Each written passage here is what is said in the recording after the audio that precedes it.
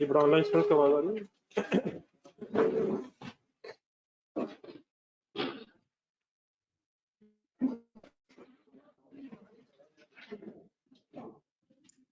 जी sir, कल से related to confuse है, कल क्या क्या पढ़ा सर?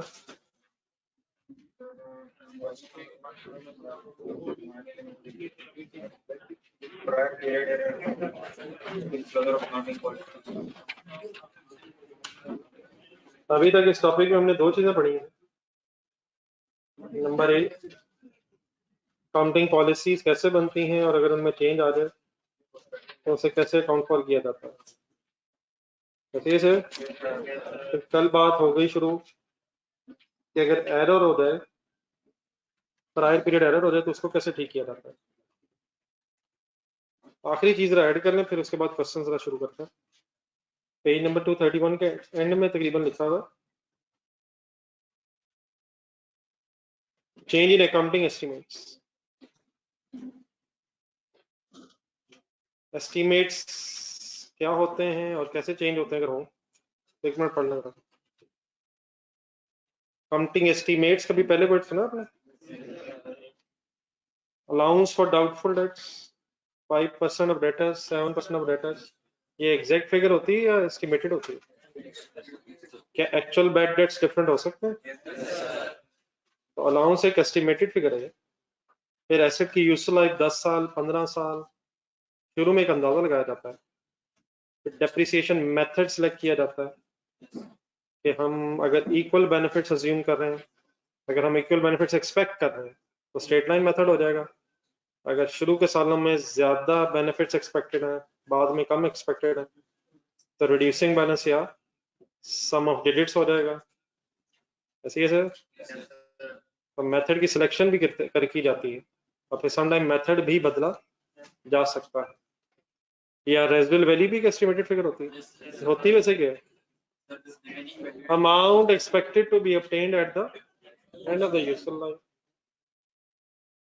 एक एस्टिमेटेड अमाउंट है, कहने में कितनी मिलेगी, सब्सिक्वेंटली हो सकता है कि आपका एस्टिमेट चेंज हो जाए। तो these are some of the examples of accounting estimates. अगर कभी एस्टिमेट्स में चेंज आ जाए तो नेक्स्ट लाइन अंडरलाइन करना। Accounting estimates are always change prospectively. इन सालों में चेंज नहीं किया जाता। प्रोस्पेक्टिव का मतलब करंट और फ्यूचर ही इसमें चेंज आएगा, पिछले सालों में जो होना था वो हो गया। अब एक प्रिंसिपल जरा पढ़ लें, जब एस्टिमेट बदलते हैं तो फिर कौन सी अमाउंट कंसिडर करते हैं, कौन सी अमाउंट को कैसे डेप्रिशिएट करते हैं। Whenever there is a change in accounting estimate of useful life, residual value, there is a change in method of depreciation. कौन कौन सी चीजें? नहीं, नीचे एक और पैराग्राफ है। Whenever there is a change in useful life, residual value or change in method of depreciation, WDV आपने calculate करनी है on the date of change और उसको फिर depreciate कर देना over remaining useful life। और depreciation of the previous period is not adjusted। Sentence पढ़ने एक दफा दोबारा।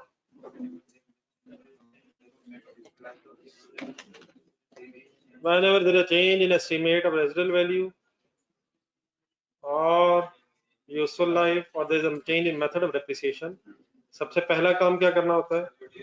WDV कैलकुलेट करते हैं जिससे ये काम हो जाए और उसको फिर डेप्रिशिएट कर देते हैं ओवर रिमेनिंग यूजफुल लाइफ। ये रिमेनिंग यूजफुल लाइफ की जो गेम अब आ रही है, पहले रिवैल्यूएशन में आई है और अगर एस्टीमेट भी चेंज होगा तब भी WDV ने रिमेनिंग लाइफ पे डेप्रिशिएट होना है। किन सालों से? इस साल चेंज आएगा वहां और फिर अगले सालों में पिछले सालों में जो डेप्रिसिएशन चार्ज हो चुकी है वो अनचेंज रहेगी। अब अगर एस्टिमेट्स चेंज हो जाए तो इसके भी डिस्क्लोजर है, तो ये भी इंशाल्लाह तब करेंगे जब हम क्वेश्चन में डिस्क्लोजर तक पहुंचाएंगे। तो फिलहाल जो छोटा सा पढ़ा है इसको जरा क्वेश्चन नंबर 2 पे अप्लाई कर देना। तो डिस्क्लोजर में इसलिए स्किप कर रहा हूँ, कभी क्वेश्चंस में जाएंगे तो पहले जरा आइडिया हो जाएगा एस्टिमेट्स का। दोबारा रिमेनिंग यूजफुल लाइफ अगर नहीं गिवन होगी तो काउंट कर लेंगे। WDV is depreciated over remaining useful life. CM is the managing director of CI Limited। Page number कौन सा हो गया सर? सवाल नंबर सर आगे है sir. Same as the managing director of CI Limited, a company specializing in solving murders. खुदा ना खासा specializing in murders नहीं, खुदा ना खासा किसी ने कुछ कर दिया है तो उस पर कौन था, किसने किया, हम उस कंपनी के अकाउंटेंट हैं। हमने कुछ नहीं करना, जो करना उन्होंने करना। हमारा काम ये है कि अगर कुछ हो गया खर्चे के एंगल से तो या इनकम के एंगल से तो उसको डेबिट क्रेडिट करना, हमने और कुछ भी नहीं करना। ऐसे डरने की जरूरत नहीं। CI Limited owns a large amount of very costly forensic equipment का मतलब होता है investigative equipments. Investigative equipments forensic equipments कहलाता है। The forensic equipment was purchased on 1st April 2001 at a cost of rupees 6 lakh. At that time, it was determined that the equipment would be depreciated on a straight line basis over a period of 6 years. On 1st April 2003, कितने साल बाद? कितने साल बाद? Total life of the forensic equipment was re-estimated to be 10 years. Originally estimate क्या था? CI Limited decided to adjust the records accordingly using the underline करना bracket. अगर कभी ये reallocation method लिखा नजर आया तो it simply means prospective. Interchangeably word use हो जाते हैं, highlight कर दीजिएगा जरा bracket में। Using कौन सा method और इसका simply meaning prospectively। अगर ये ना भी लिखा होता तो दोबारा जरा सेंटेंस पढ़ें। क्या लाइफ का एस्टीमेट चेंज हुआ? तो क्या estimates are change retrospectively? Estimates are changed prospectively. Required show the depreciation journal entries necessary from the information provided above.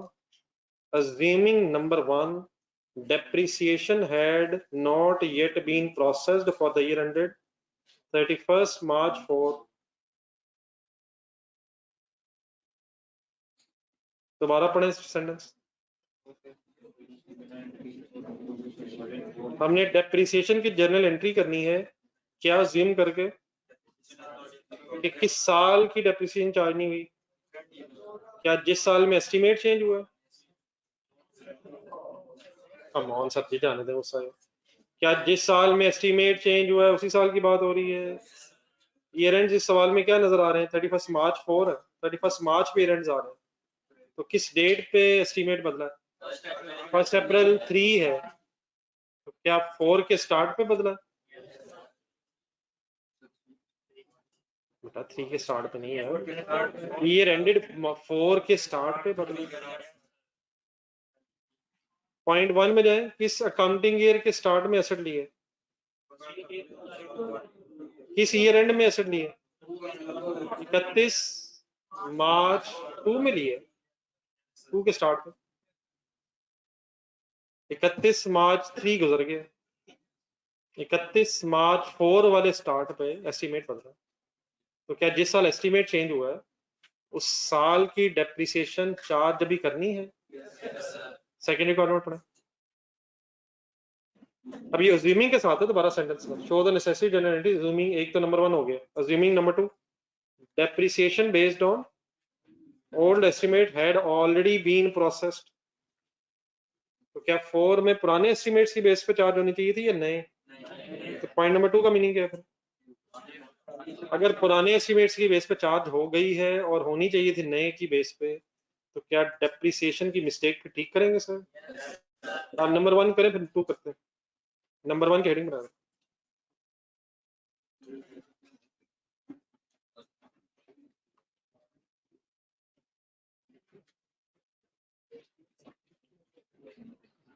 Ji CI limited company नाम है, CI limited.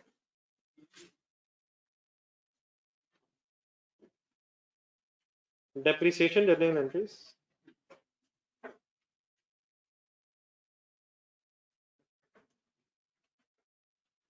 Depreciation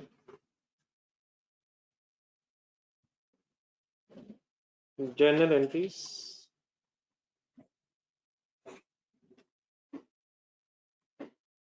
assuming number 1, depreciation for the year ended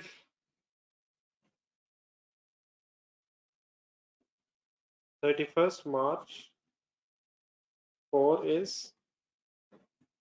not processed. ये processed का यहाँ मतलब क्या होगा? Recorded, कौन सी entry process नहीं हुई? किस साल की? 4 की। दोबारा देखना, डाटा कैंडी सी क्लियर की जगह, सिंपल सी बात है। हुआ क्या है? कितने का इक्विपमेंट आया था? 6 लाख का कब आया था? 1 अप्रैल 1 को आया था। क्या लाइफ ओरिजिनल थी उसकी? फिर कितने साल बाद? 2 साल बाद। क्या एस्टीमेट में तब्दीली आई? कि टोटल लाइफ अब 10 साल है रादर देन 6 साल। तो क्या हमने उसी साल में वर्किंग करनी है जिस साल एस्टीमेट चेंज हुआ? अब ये तो क्लियर कर लेना यार। तो अगर एस्टीमेट चेंज हो गया और हमने उस साल की डेप्रिसिएशन कैलकुलेट करनी है, तो पहले हम क्या करेंगे? 2-3 लाइनें छोड़ें और कंसल्टेशंस देखें। फिर पता है कॉस्ट क्या थी? पहले वर्किंग करवा दें पूरी। कॉस्ट क्या थी? कितने साल गुजर गए हैं? 2 सालों की डेप्रिसिएशन कैसे कैलकुलेट हुई होगी? 6 लाख। रेजिडुअल वैल्यू क्या है? मेथड कौन सा है? Divide by 6। पर एनम कितनी बनी? 2 से मल्टीप्लाई क्यों किया मैंने? 2 साल गुजर गए हैं। WDV बना रहा हूँ इस साल के शुरू में। 2 लाख एक्यूमुलेटेड एप्रिसिएशन होगी। WDV कितनी होगी? 4 लाख। किस दिन लिखे? यहाँ तक वर्किंग लिखे, थोड़ा इसे एंट्री ले जाएगा थोड़ा। तो अगर कभी एस्टीमेट चेंज हो जाए, तो जिस साल एस्टीमेट चेंज हो जाए उस साल के स्टार्ट पे आपने पहले WDV कैलकुलेट कर लेंगे।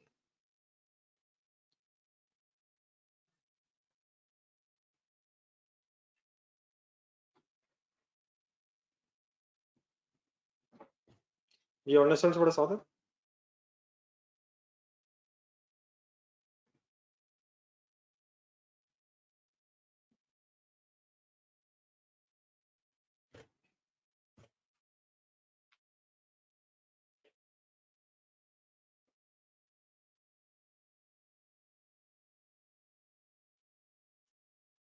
डन है sir.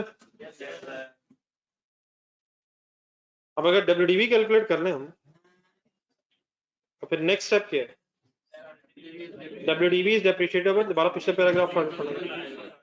WDV is depreciated over, अब रिमेनिंग लाइफ बताएं। 10। सही अंडरलाइन करें, ढूंढेंगे टोटल लाइफ है ये 10 साल। तो कितने साल गुजर गए? तो डिवाइड बाय 8 क्यों? रिमेनिंग लाइफ क्यों लेनी है? आपको ये पता है?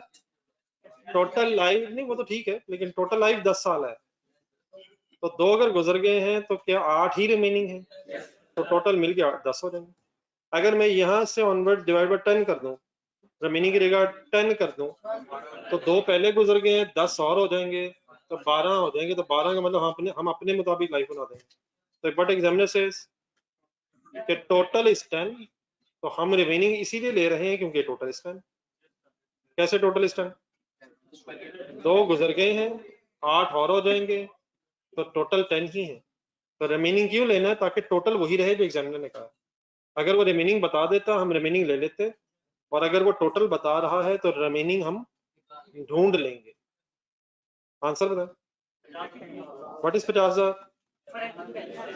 Per annum depreciation based on revised estimates. Entry लिखें।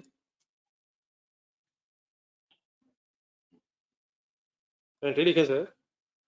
Depreciation debit, accumulated depreciation credit.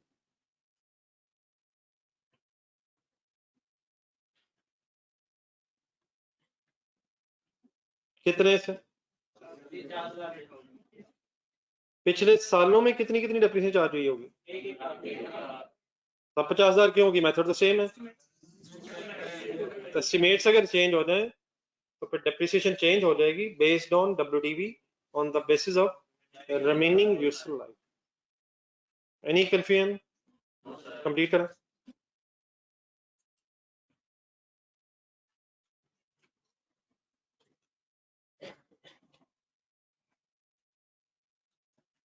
The online students finally.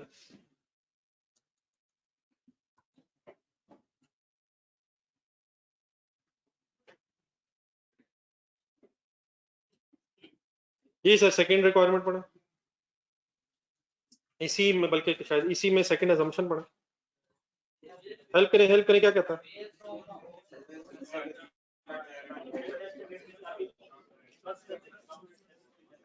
क्या इस साल ओल्ड एस्टिमेट्स की बेस पे चार्ज होनी चाहिए थी या न्यू एस्टिमेट? अगले वर्ड मेरे ध्यान से सुनिएगा जरा। क्या ये एरर है?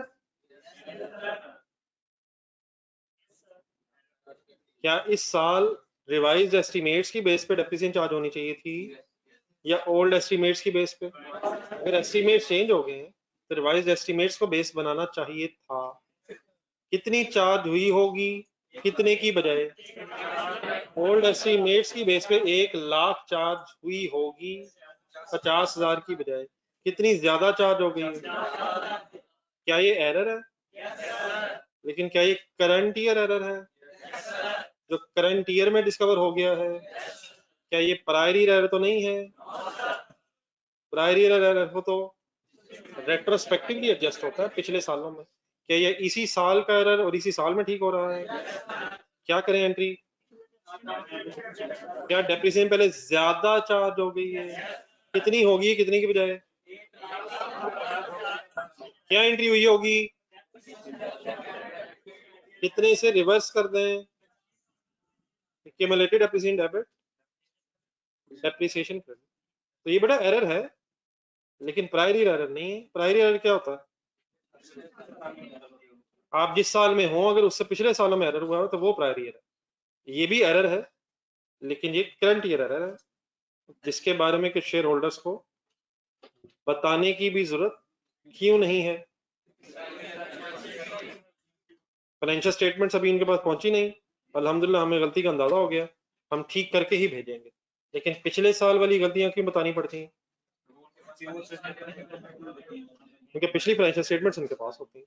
तो ओल्ड एस्टिमेट्स की बेस पे पर एनम डेप्रिसिएशन थी 1 लाख, न्यू की बेस पे है 50,000, तो 50,000 की एक्स्ट्रा डेप्रिसिएशन चार्ज हुई होगी। Done sir?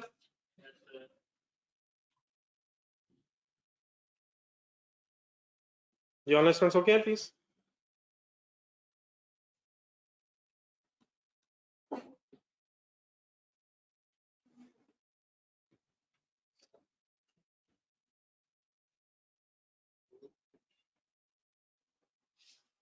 चलें सर, अब ये जो छोटे छोटे हमने कुछ क्वेश्चंस किए हैं इनकी बेस पे आए एक पहला कम्प्रीहेंसिव सा क्वेश्चन करें। तो क्वेश्चन नंबर 3 पे इकट्ठा लें। क्या हो गया सर? आप भूल रहे हैं कि आप घर से पढ़ने आए और भाई पढ़ने यकीनन आया, वो इंटरेस्टेड नहीं है। आपने कोशिश की, नाकाम हुए आप ही हैं सर। तो कभी पानी पीते हैं, कभी दूसरी बोतल से, कभी पहली से, कभी ये डिसाइड करते हैं कि अब किसकी बारी है। और आज सुबह आया भी नहीं है, मैंने बड़ा इंतजार किया। आया था नहीं, असल में पानी पीते नजर नहीं ना आए। कहीं आज पढ़ते तो नहीं रहे जो पता ही नहीं चला कि आप आए हैं।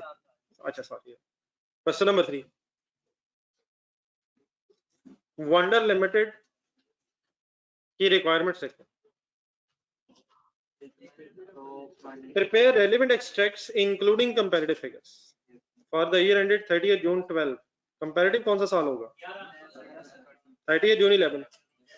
किस किस के extracts? Statement of financial position, statement of profit और loss, statement of changes in equity, correction of error note क्या होता है ये अभी हमने पढ़ना है, तो इंशाल्लाह इसकी भी बात करेंगे। तो करेक्शन ऑफ एरर नोट नीचे एक स्टार सा एक्सप्लेन हुआ है, एक डिस्क्लोजर होता है जिस तरह चेंज इन पॉलिसी के डिस्क्लोजर होते हैं, इसी तरह एरर अगर हो जाए प्रायर ईयर एरर तो उसके भी डिस्क्लोजर्स बनते हैं। तो ये भी बात रहती है, इंशाल्लाह भी करते हैं। अरे फर्स्ट टाइम पर Wonder Limited is engaged in the manufacturing and sale of textile machinery. Following are the draft extracts of statement of financial position and statement of income statement, sorry, for the year ended 30th June 12। किस साल की draft statement of financial position और statement of profit and loss की कोई figures आपको available नजर आ रही हैं? दोबारा रिक्वायरमेंट में जाए। क्या जिस साल के एक्सट्रैक्ट आपसे मांगे हुए हैं उसी साल की ड्राफ्ट फाइनेंशियल स्टेटमेंट की फिगर्स गिवन है? हमें हमसे 12 रिक्वायर्ड है, 12 और 11 रिक्वायर्ड है और 12-11 ही अवेलेबल है, लेकिन ये ड्राफ्ट है, शायद एडजस्टमेंट्स हमने करनी है। कौन कौन सी फिगर्स आ रही हैं? नहीं 11 किस चीज की? Plant and machine, plant property plant equipment cost आ रही है, डब्ल्यूडीवी आ रही है? हमें क्या पता, हमें बड़ा कुछ पता है सर, अल्लाह का शुक्र है। और से फिगर्स देखें जरा। स्टेटमेंट ऑफ फाइनेंशियल पोजीशन हम देख रहे हैं, एक्यूमुलेटेड डेप्रिसिएशन कहीं अलग नजर नहीं आ रही, तो देयरफॉर कॉस्ट ही होगी, डब्ल्यूडीवी होगी। Retained earnings 198 and 108 million. Statement of profit loss में सिर्फ प्रॉफिट दिया हुआ 90 और 120 respective. Following additional information has not been taken into account in the preparation of above financial statements. क्या नीचे वाले 2 पॉइंट्स कंसिडर किए बगैर ही ऊपर वाली फाइनेंशियल स्टेटमेंट की फिगर्स बना दी गई हैं? सिंपल ट्रांसलेशन करना चाह रहा हूं। क्या नीचे वाले 2 पॉइंट्स कंसिडर करके ऊपर वाली फाइनेंशियल स्टेटमेंट्स किसको कंसिडर किए बगैर ही फाइनेंशियल स्टेटमेंट्स बनती? ये एक बड़ा इंपॉर्टेंट सा सेंटेंस है, ये बार बार क्वेश्चंस में आएगा और इसकी क्या सिग्निफिकेंस है वो मैं एक्सप्लेन भी करता हूं। पहले सिंपल ट्रांसलेशन कर लेते हैं। जो नीचे इंफॉर्मेशन है उसे कंसिडर किए बगैर अबव फाइनेंशियल स्टेटमेंट्स की फिगर्स लिख दी गई हैं। तो अगर फॉर एग्जांपल नीचे वाले पॉइंट से कोई एडजस्टमेंट बन रही हो तो हमें उन एडजस्टमेंट्स को इन फाइनेंशियल स्टेटमेंट में इनकॉर्पोरेट करके अपनी रिवाइज फाइनेंशियल स्टेटमेंट्स बनानी। नंबर 1 मसला क्या है? Cost of repairs amounting to rupees 20 million was गलती से, इरोनियसली मतलब होता है गलती से, mistakenly, erroneously debited to machinery account on 1st October 2010। किस अकाउंटिंग ईयर में, किस ईयर एंड में ये काम हुआ है?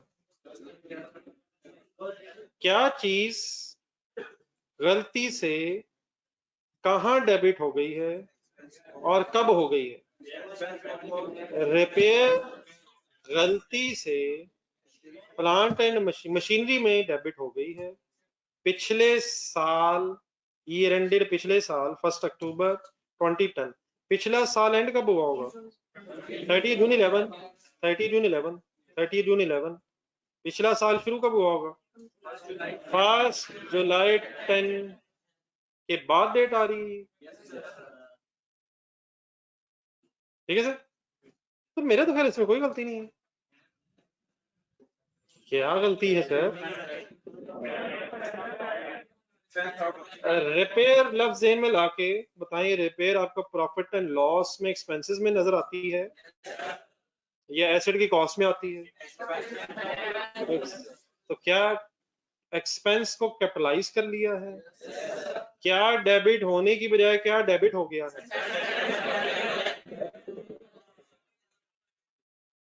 तो अगर गलती से एक्सपेंस एसेट अकाउंट में डेबिट हो गया तो नेक्स्ट लाइन भी पढ़ो। एस्टिमेटेड लाइफ थी मशीन की 10 साल, क्या डेप्रिसिएशन चार्ज हुई होगी? तो क्या डेप्रिसिएशन भी गलत अमाउंट पे चार्ज होगी? तो हमें क्या क्या ठीक करना पड़ेगा? रिपेयर को एक्सपेंस आउट करना पड़ेगा और उस रिपेयर की वजह से जो डेप्रिसिएशन कम चार्ज हुई होगी ज्यादा चार्ज होगी? क्या एसेट ज्यादा बढ़ गया था? क्या गलती ज्यादा बढ़ गया था सर? देयरफॉर डेप्रिसिएशन पहले कम चार्ज हुई होगी या ज्यादा चार्ज हुई? पॉइंट नंबर 2 पढ़ने पे बाकी देखते हैं। वैसे आगे चलने से चले पहले, is it an error? Is it an error? Priori error? Priori error? नहीं, मैंने तो कुछ भी नहीं। क्या ये कैपिटल एक्सपेंडिचर है, ये रेवेन्यू एक्सपेंडिचर? उसने कैपिटल एक्सपेंडिचर बनाया हुआ है, और जो नहीं होना चाहिए रेवेन्यू एक्सपेंडिचर है। क्या उसने रेवेन्यू एक्सपेंडिचर को कैपिटल एक्सपेंडिचर बना लिया है? तो क्या ये सही हो गया है? अभी सही करते हैं चलो sir. Point number 2, on 1 July 11 current year का स्टार्ट है, WL wonder limited reviewed the estimated useful life of its plant and revised it from 5 years to 8 years.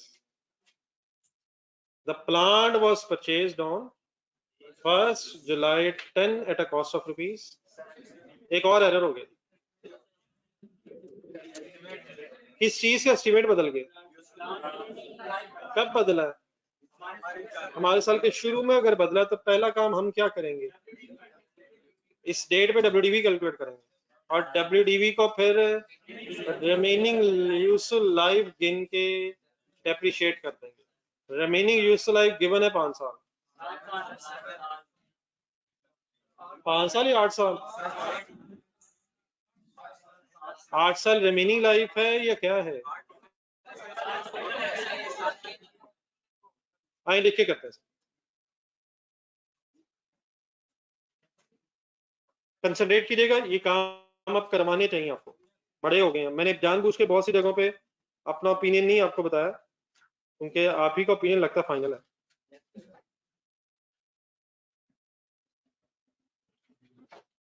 Ji sir जी, आप एग्जामिनर को तो सबसे पहले वही दिखाना जो उसने मांगा है। तो आज हम यहाँ से ऑनवर्ड्स क्वेश्चन को इंशाल्लाह वैसे सॉल्व किया करेंगे जैसे एग्जाम में हमें सॉल्व करना चाहिए। तो हमने एक्सट्रैक्ट्स बनाने, 4 चीजें बनानी है हमने, statement of financial position, statement of profit loss, statement of change in equity और करेक्शन ऑफ एरर नोट। शायद हमें ये फिगर्स जो सॉल्व करनी पड़े उसका सीक्वेंस हमें ये रखना पड़ेगा, बड़े ध्यान से मेरी बात सुनिएगा। स्टेटमेंट ऑफ फाइनेंशियल पोजीशन सबसे पहले हम बना सकेंगे, सबसे पहले शायद हम statement of profit loss final करेंगे, फिर statement of changes in equity final करेंगे, फिर स्टेटमेंट ऑफ फाइनेंशियल पोजीशन में क्यों आएंगे, स्टेटमेंट ऑफ फाइनेंशियल पोजीशन में रिटेन अर्निंग्स का क्लोजिंग आना है। तो सबसे पहले प्रॉफिट और लॉस, फिर कहा चेंजेस इन इक्विटी, और वहां से फिर सीरीज उठा के यहाँ लाएंगे। तरतीब तो ये रखेंगे जिस तरतीब से एग्जामिनर ने मांगा। एग्जामिनर को सबसे पहले क्या दिखाएंगे, statement of financial position, statement profit loss, statement change in equity. लेकिन हम किस सीक्वेंस से बना सकेंगे, मसला हमें सबसे पहले अपने सेकंड हिस्से में जाना पड़ेगा, फिर अपने थर्ड हिस्से में जाना पड़ेगा, फिर पहले पे वापस आके एंड में डिस्क्लोजर बनाएंगे। ठीक है, तो बहुत ज्यादा बड़ी स्टेटमेंट्स नहीं है, हाफ ऑफ पेज है सफिशिएंट रहेगा, तो 2 पेजेस छोड़ दें। हाफ ऑफ से 2 कैसे बने? नहीं 4 है ना, 4 रिक्वायरमेंट्स है, हाफ हाफ, एक हाफ हाफ, 2। असल चैलेंज तो हमारा ये है ना। अभी तक मेरे कहने से कितने के सफे खाली पड़े हैं? आज मैंने 2। नहीं पुराना मेरी तो लाइब्रेरी में नहीं कोई, वरना को 5-6 सवाल पुराने दे के वो बात तो खत्म करो। वर्किंग्स में नहीं, अब तो एक सवा भी नहीं बचा होना वर्किंग से।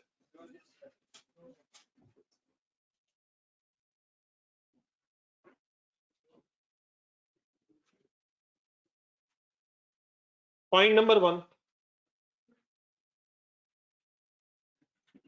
Changes in sorry correction of error. नहीं अभी स्टेटमेंट्स नहीं बना सकेंगे, पहले हम अपनी वर्किंग करेंगे, पता चले मसला क्या है, कितने से प्रॉफिट कम या ज्यादा होना है, फिर उसके बाद स्टेटमेंट्स बनेंगे। अभी मैं कहाँ पहुंच गया हूँ, अपनी वर्किंग करने के लिए करेक्शन ऑफ एरर।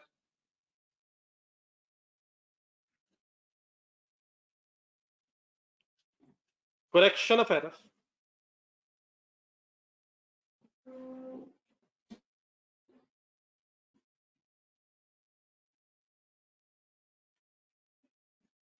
जी सर, मेरी सजेशन अब ये है आपके लिए कि जरा पॉइंट 1 पे आ जाए। सबसे बेस्ट वे मेरे नजदीक यही है कि हम करेक्शन ऑफ एरर करते हुए कुछ अकाउंटिंग एंट्रीज हैं मिलाएं। अकाउंटिंग एंट्रीज सामने रख के जरा शायद ज्यादा इजी हो जाता है कि कौन सा हेड कैसे चेंज हो रहा है, कम हो रहा है, ज्यादा हो रहा है।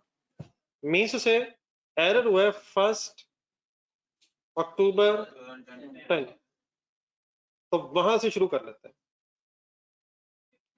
आप ये बताएं एंट्री क्या हुई होगी? मशीनरी डेबिट को कैश क्रेडिट। हमें क्या एतराज है? हमारा एतराज डेबिट गलत होने पे है या क्रेडिट गलत होने पे? क्या डेबिट की बजाय क्या डेबिट होगी? तो हमारी करेक्शन हो जाएगी repair expense debit, machinery credit. कितने से? 20 मिलियन रुपीज इन मिलियंस लिखें। इस एंट्री के लिखने से अब एडवांटेज में ये होगा कि जब हम स्टेटमेंट ऑफ प्रॉफिट लॉस बना रहे होंगे तो हमें पता चल गया है कि एक्सपेंस बढ़ना है। चल गया सर सबको पता? और एसेट नहीं कम होना है, ये हमें स्टेटमेंट ऑफ फाइनेंशियल पोजीशन में पता चल गया। तो यकीन अभी ऐसे नहीं है, हार्ड एंड फास्ट नहीं ऐसे करना, लेकिन ऐसे वर्किंग कर लेने में हमारे लिए आसानी है। एग्जामिनर को वर्किंग्स बस इस फॉर्मेट में दिखानी चाहिए कि उसे भी पता चल जाए हमने क्या सोचा। तो वर्किंग से एसेट कोई फॉर्मेट नहीं, को टेबल बना लें, जैसे हम पिछले क्वेश्चन में बना रहा था। लेकिन जब क्वेश्चन जरा कॉम्प्लेक्स हो जाते हैं तो शायद एंट्री जरा इजी रहती है। सब क्लियर हो गए यहाँ तक? आगे आप बताएं, आगे क्या करूं? बस खत्म होगी मेरे ख्याल बात। क्या इस रॉन्ग कैपिटलाइजेशन की वजह से, एसेट के बढ़ जाने की वजह से, up to the extent of this 20 million, फिर डेप्रिसिएशन भी चार्ज हुई होगी? तो क्या वो डेप्रिसिएशन चार्ज होनी चाहिए थी? हम क्या करें?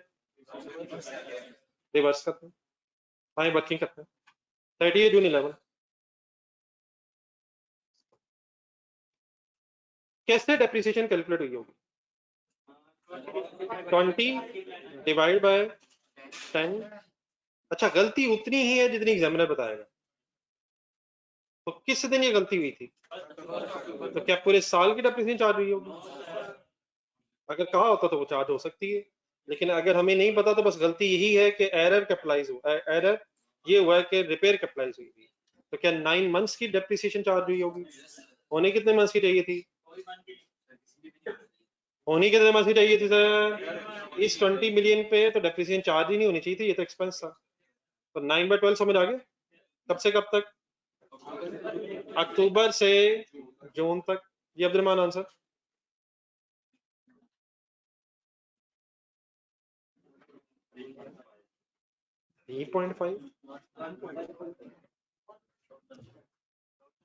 टोटल डेप्रिसिएशन इस साल की मिला के इकट्ठी। सर जी डेप्रिसिएशन नहीं करवाई सर ना, जालिम ना बने। क्या वो अलहदा कंसिडर होगी सर? 11 की अलहदा, 12 की अलहदा? जी सर। जाने दें यार, कमाल है। क्या हम अगले साल की एंट्री अलहदा नहीं लिख सकते?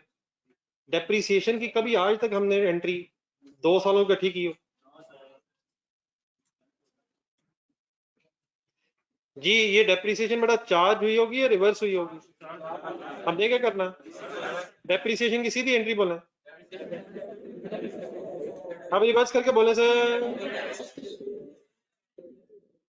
लिखे।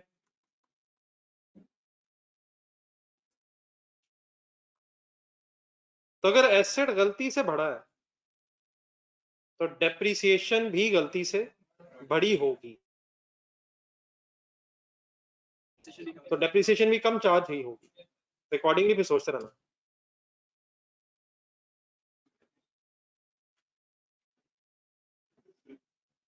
बेटा जाने दे गुस्सा, इस तरह के स्टैंडर्ड्स तो पता नहीं कितने दिन से हो गए बोलते हो। क्या एक्सपेंस के प्राइस का मतलब ये होता है कि कॉस्ट में अमाउंट ऐड हो गई है? क्या ये कोई सरप्राइजिंग न्यूज है? जाने दें अब्दुलरहमान साहब, एक और अब्दुलरहमान साहब है। जी सर, एनी कंफ्यूजन यहाँ तक? लेकिन सर ये अब आए जरा, एक सबसे इंपॉर्टेंट चीज है, इन दोनों पॉइंट्स के ऊपर एक सेंटेंस लिखा हुआ है और कंसंट्रेशन से मेरी बात सुननी है। फॉलोइंग एडिशनल इंफॉर्मेशन वो कहता है has not been taken into account in the preparation of the above financial statements. क्या इन पॉइंट्स को कंसीडर किए बगैर ही फाइनेंशियल स्टेटमेंट्स बन गई हैं? तो ऊपर किस किस साल की फाइनेंशियल स्टेटमेंट बन गई? क्या 12 की फाइनेंशियल स्टेटमेंट्स भी एरर की करेक्शन के बगैर बना दी गई हैं? 12 पढ़े तो इस एंगल से गौर से देखना डाटा।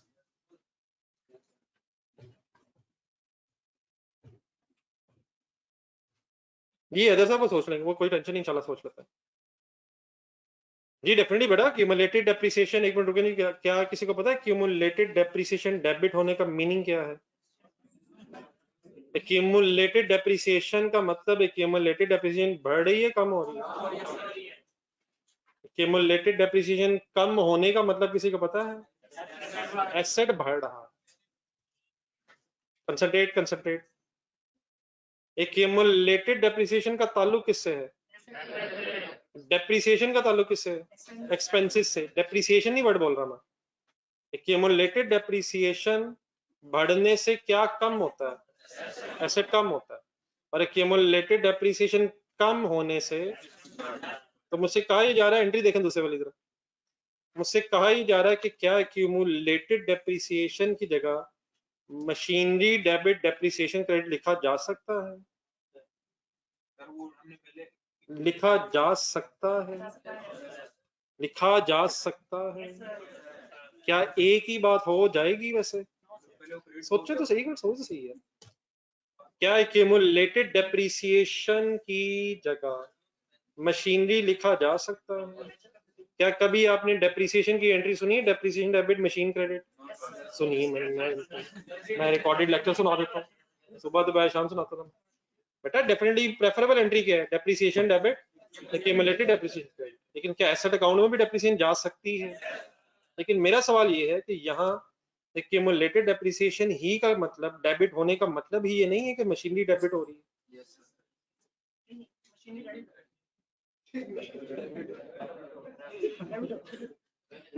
एक्यूमुलेटेड डेप्रिसिएशन डेबिट होने का मतलब एक्यूमुलेटेड डेप्रिसिएशन कम हो रही है और देयरफॉर मशीनरी कम हो रही है।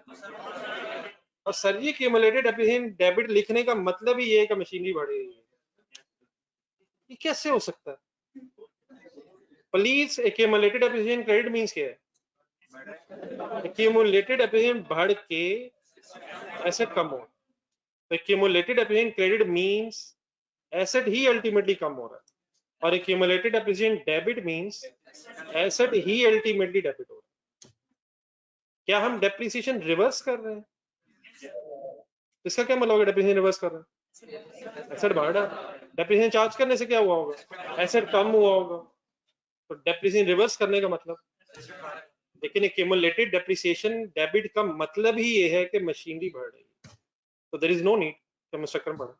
What is the double entry of depreciation by default, और therefore what is the reversal entry of this depreciation? बाकी काइंडली अंडरस्टूड बात है कि accumulated depreciation debit means accumulated depreciation कम होके एसेट बढ़ रहा है। Purchases credit means, purchases credit means, purchase returns credit means, नहीं भाई खान, परचेज रिटर्न्स की एंट्री सुना जरा। Purchase debit return credit. मैंने हमेशा आपसे रिक्वेस्ट की और आप वो नहीं मानने को तैयार। मैंने हमेशा आपसे कहा था रिटर्न्स की एंट्री एकदम सोचना नामुमकिन है, परचेज की एंट्री बताएं। और बाय डिफॉल्ट क्रेडिटर्स वाली एंट्री है, हमें नहीं पता तो क्रेडिटर क्रेडिट, परचेजेस क्रेडिट पे होती है बाय डिफॉल्ट। परचेजेस की एंट्री, अब इसे उलट कर दें और परचेज के साथ रिटर्न निकालें। Purchase returns credit, creditor debit. अब सीधा बोल लें, creditor debit, purchase returns credit. What is the meaning purchase returns credit? Purchase returns बढ़ रही हैं, परचेज रिटर्न्स बढ़ रही हैं और उससे परचेजेस कम होते हैं। सेल रिटर्न्स डेबिट मींस क्या है? सेल रिटर्न्स बढ़ने से सेल कम होते हैं। ड्राइंग डेबिट का मतलब क्या है? ड्राइंग्स बढ़ रही हैं, कैपिटल कम हो जाए। डिविडेंड डेबिट मीन्स क्या है? हिम्मत हिम्मत, डिविडेंड बढ़ रहा है, रिटेन्ड अर्निंग्स कम हो जाएंगी, शेयर कैपिटल नहीं है। अब तो बस करो, ये शेयर कैपिटल कम हो रहा है, जादू शुरू हो गया। बहरहाल finally cumulated depreciation credit means asset कम हो रहा है, इनडायरेक्टली एसेट कम हो रहा है, और क्यूमुलेटेड डेप्रिसिएशन डेबिट मींस, अब बेटा क्लियर हो गया प्लीज? तो इस तरह की चीजें बेटा फाइनल रखेंगे। मशीनरी लिखने की कोई जरूरत नहीं है, अंडरस्टूड बात है, ये मशीनरी ही बढ़ रही है क्यूमुलेटेड डेप्रिसिएशन के कम होने से। जब भी कभी इस तरह की कोई बहस होती है, मेजॉरिटी लोग महसूस करते हैं कि हमसे रेलिवेंट बहस ही नहीं है, ये पता नहीं क्या हो रहा है, जो बोल रहा है उसे को लगा रहने दें, वापस आ जाने, बात हो रही थी। पॉइंट हमने ये बेटा पढ़ा इन दोनों पॉइंट्स के ऊपर कि following additional information has not been taken into account. मतलब इस बात का ये है कि 2012 की फाइनेंशियल स्टेटमेंट्स हमारे सामने हैं, ऊपर देखें जरा, ये किस ईयर एंड की फाइनेंशियल स्टेटमेंट्स बनी हुई? नहीं बेटा 11 की नहीं बनी हुई, सेकंड लाइन में देखें, 30 जून 12 की फाइनेंशियल स्टेटमेंट्स है, कंपैरेटिव बनी हुई है। 11 की है या 12 की है? 12 विद कंपैरेटिव बनी हुई है। लेकिन क्या ये financial statements without considering the additional information बन गई हैं? मीन्स से क्या 2012 की फिगर्स में भी डेप्रिसिएशन का इफेक्ट आ रहा होगा? असूलन क्या होना चाहिए था?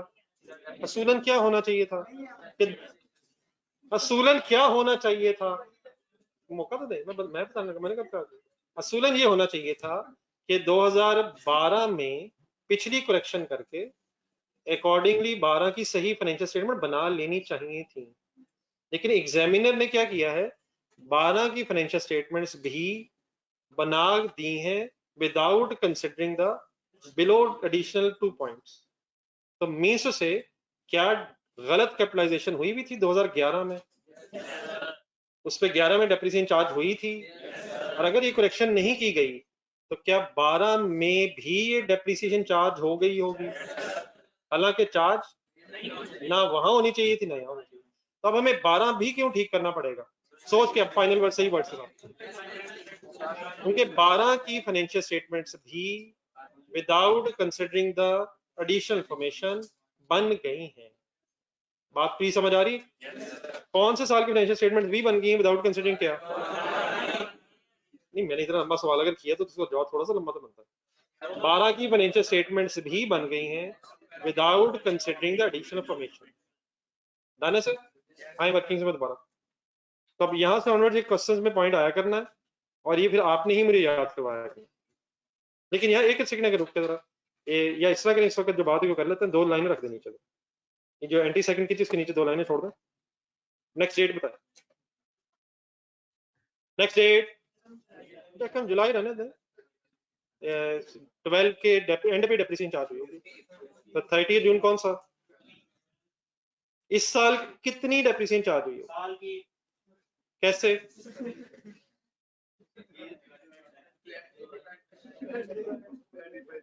ठीक है, आधी बात उसने अगर बता दी तो बाकी आप बता दें, ताकि वो भी मुस्कुरा सके।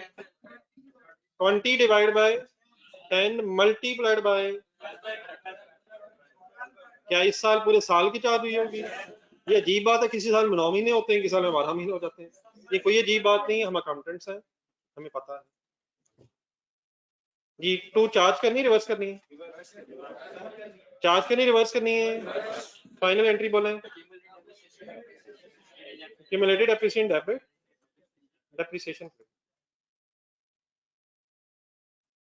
फाइनली मेरी रिक्वेस्ट है, कंसंट्रेशन से सब कुछ देखें, कोई कंफ्यूजन अगर है तो प्लीज यही बता दो।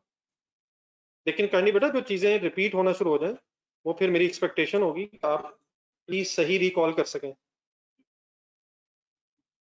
नई चीजें यकीनन मिलजुल के, लेकिन पुरानी चीज अगर बीच में कहीं आए तो कोशिश जरा सही होनी चाहिए। Any confusion in any entry, any adjustment? क्या 2013 की फाइनेंशियल स्टेटमेंट्स भी बनती हैं? अब आइएगा जरा 2 लाइनें जो मैंने बीच में छोड़ाई हैं। एक छोटी सी वर्किंग ये कर लें कि हमने एक एंट्री की है लास्ट ईयर रिपेयर वाली, और एक 30 जून पे 11 पे डेप्रिसिएशन रिवर्स की है। जरा एक net effect on profit calculate करना है। क्या हमारी एंट्री से तो profit for the year, net effect on profit for the year ended 30 June 11, effect आएगा नेट इफेक्ट। आराम से देखें, आराम से पहली एंट्री अकाउंटेंट बन के गौर से देखें। रिपेयर एक्सपेंस डेबिट होने से क्या 20 मिलियन से एक्सपेंस बढ़ के प्रॉफिट कम हो जाएगा? एक्सपेंस बढ़ने से प्रॉफिट कम हो जाएगा। कितने से? 20 मिलियन से। मशीनरी क्रेडिट होने से प्रॉफिट पे क्या फर्क पड़ेगा? नहीं, एक मिनट यार, मशीनरी क्रेडिट होने से प्रॉफिट पे फर्क नहीं पड़ेगा। कहां पड़ेगा? मशीनरी पे पड़ेगा। Statement of financial position second entry देखें, डेप्रिसिएशन डेबिट या क्रेडिट? बल्कि जरा सही बोलना, एक्यूमुलेटेड डेप्रिसिएशन डेबिट होने से प्रॉफिट पे क्या फर्क पड़ेगा? कोई फर्क नहीं पड़ेगा। एक्यूमुलेटेड डेप्रिसिएशन डेबिट कहां फर्क पड़ेगा? मशीनरी पे पड़ेगा। मशीनरी बढ़ जाएगी कम हो जाएगी? मशीनरी बढ़ जाएगी कम हो जाएगी? एक्यूमुलेटेड डेप्रिसिएशन कम हो रही है, इसलिए मशीनरी बढ़ जाएगी। अब ये फाइनल है प्लीज बात। लेकिन डेप्रिसिएशन क्रेडिट होने से एक्सपेंस कम हो जाएगा, और एक्सपेंस कम होने से तो फाइनली 20 मिलियन की रिपेयर डेबिट होने से 20 मिलियन से प्रॉफिट कम हो जाएगा, और 1.5 मिलियन से डेप्रिसिएशन क्रेडिट होने से प्रॉफिट 1.5 मिलियन से बढ़ जाएगा, और 20 प्लस 1.5, 20 माइनस 1.5, फाइनली 18.5 मिलियन से प्रॉफिट डिक्रीज हो जाएगा। इसका मतलब जो मेरा दिल करेगा वही होगा? नहीं बेटा, ऐसी बात नहीं, आप भी सोचेंगे।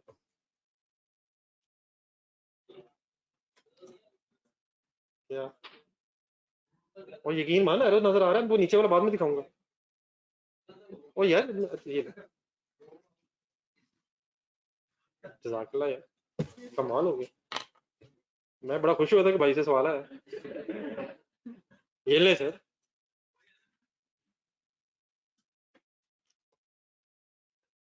मैंने 20 माइनस 1.5 क्यों किया है, और बाद में 18.5 के साथ एक एरो नीचे करके क्यों कर दिया है? 20 मिलियन से प्रॉफिट कम हो रहा है।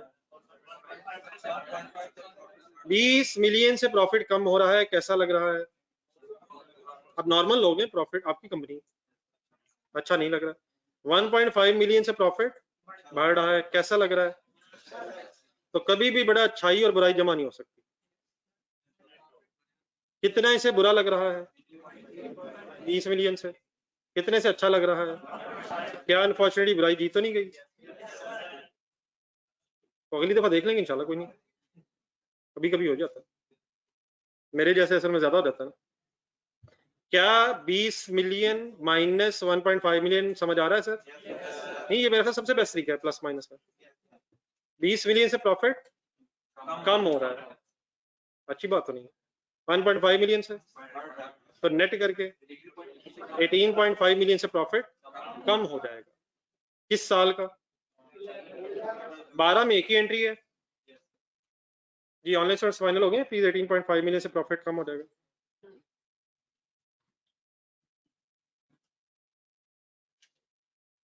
जी नोट कर रहे तो कर लियो। ये जो सेकंड एंट्री आपने लिखी है 12 में, बस यही एंट्री है, तो इस एंट्री का क्या इफेक्ट होगा प्रॉफिट पर? इफेक्ट ऑन प्रॉफिट थोड़ा सा लिख के करना है। Effect on profit for the year ended,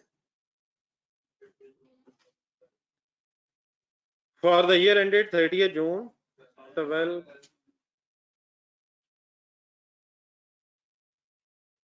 ji sir, 2 million से क्या होगा? क्यों प्रॉफिट बढ़ जाएगा? डेप्रिसिएशन तो कम हो रही है।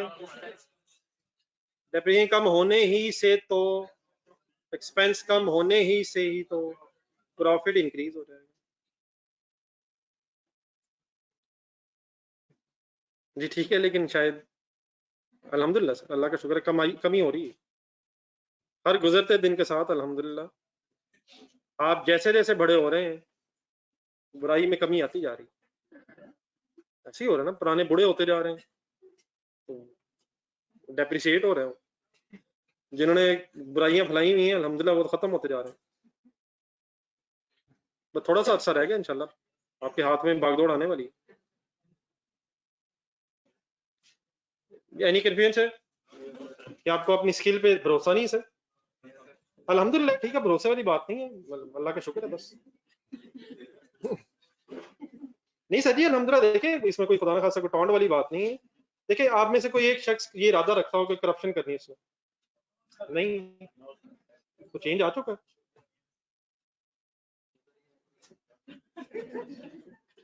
कोई एक शख्स भी ऐसा नहीं है सर, कोई धोखा देने का प्लान हो, नहीं बेटा इस तरह नहीं।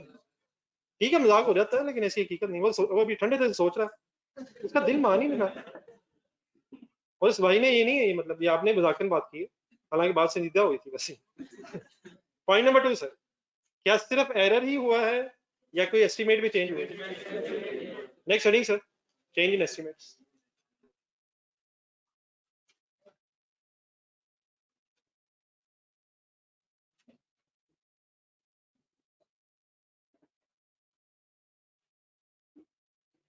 चेंज इन एस्टिमेट, बल्कि एस्टिमेट ये शायद कौन सा एस्टिमेट चेंज हो रहा है? सिर्फ यूजफुल लाइफ। वंस अगेन ये वर्किंग कंसंट्रेशन देखने वाली है सर, पहले देखें आराम से तसल्ली से रिवाइज करें। डेट बताएं जी, एस्टिमेट किस दिन बता? 1 जुलाई 11। जब भी कभी एस्टिमेट चेंज हो जाए, यूजफुल लाइफ, रेजिडुअल वैल्यू या मेथड बदल जाए, पहली चीज आपके जहन में आनी चाहिए कि आपने डब्ल्यूडीवी कैलकुलेट करनी है। डब्ल्यूडीवी एज ऑन 1 बल्कि डेट सॉरी लिखी हुई जी, डब्ल्यूडीवी कैलकुलेट करो। ढूंढे ढूंढे डाटा ढूंढे डाटा ढूंढे। डब्ल्यूडीवी का फॉर्मूला, एसेट कितने का खरीदा था, कब खरीदा था, कब खरीदा था।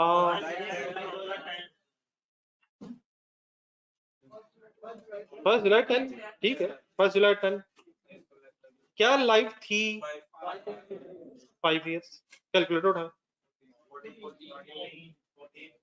70 million, स्ट्रेट लाइन मेथड है क्वेश्चन में, डिवाइड बाय 5, 14 million, एक साल की डेप्रिसिएशन बन गई। एस्टीमेट चेंज होने तक कितना अरसा गुजरा हुआ है, कौन सा एक साल? 30 जून 11, 1 जुलाई 10, 30 जून 11। क्या एक ही साल बीच में गुजरा है? तो डब्ल्यूडीवी का फॉर्मूला था कॉस्ट, 70 कॉस्ट है, माइनस क्या होना है, एक्यूमुलेटेड डेप्रिसिएशन। कैसे पहुंचे हम accumulated depreciation? 70 divide by 5 into एक, क्यों एक साल गुजरा है, एक ही साल गुजरा है, तो 70 माइनस 14 है, मैंने 14 की तरह वर्किंग आपके सामने लिखी है। What should be the WDV on the date of change? 56 लिखें। जज़ाकल्लाह।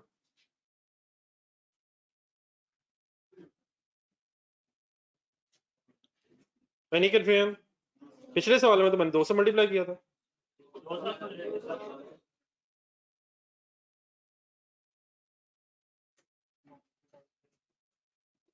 तो फर्स्ट स्टेप क्या होता है कि एस्टिमेट बदल जाए, calculation of WDV. Then next step remaining useful life, remaining useful life. अब रिमेनिंग यूजफुल लाइफ पे तलाश करनी है। एस्टिमेट्स बदले कैसे हैं? 5 to 8 years। पहले लाइफ क्या थी, अब लाइफ क्या है, तो 8 से डिवाइड कर दें। ये ऑनलाइन स्टूडेंट्स हेल्प करें, जरा बहस हो रही है लग रहा है। बच्चे अनडिसाइडेड है, 8 लें, 5 लें, 4 लें, 2 लें, 7 क्यों यार? रिमेनिंग यूजफुल लाइफ नहीं है। एक साल गुजरने के बाद एस्टिमेट चेंज हुआ है और एस्टिमेट अब हो गया 8 years। तो नहीं 8 years, लेकिन एक साल गुजर जाने की वजह से रिमेनिंग लाइफ 7 years है। क्या अगर मैं 7 लूंगा तो टोटल 8 ही हो जाएगा? ये कैसे हो जाएगा? अजीब बातें करते हो।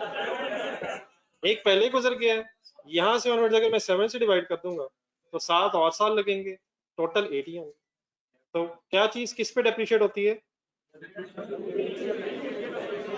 तो डिवाइड बाय 7, आंसर आया 8 मिलियन।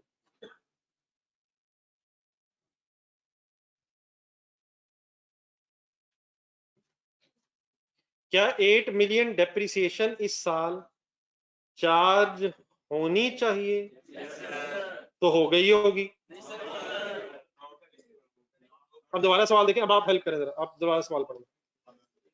8 मिलियन डेप्रिसिएशन चार्ज होनी चाहिए, तो क्योंकि 12 की फाइनेंशियल स्टेटमेंट्स बन गई हैं, तो मेरा तो ख्याल 8 चार्ज हो गई होगी।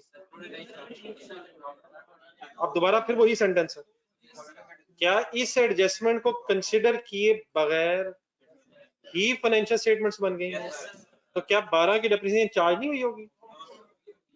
चार्ज नहीं हुई होगी या हुई होगी इस एस्टिमेट को कंसीडर किए बगैर? 12 बना हुआ है, 12 बना हुआ है, 12 फाइनेंशियल स्टेटमेंट बनी हुई है, लेकिन इन पॉइंट्स को कंसीडर किए बगैर बन गई हैं, तो क्या डेप्रिसिएशन चार्ज नहीं हुई होगी या एस्टिमेट चेंज किए बगैर चार्ज हो गई होगी? हम क्यों इन चक्रों पढ़ रहे हैं? मेरा तो ख्याल चार्ज हुई होगी। इसके साथ लिखे शुड बी चार्ज, या सॉरी एक वर्ड जरा साथ, depreciation that should be charge, depreciation should be charge कितनी? 8।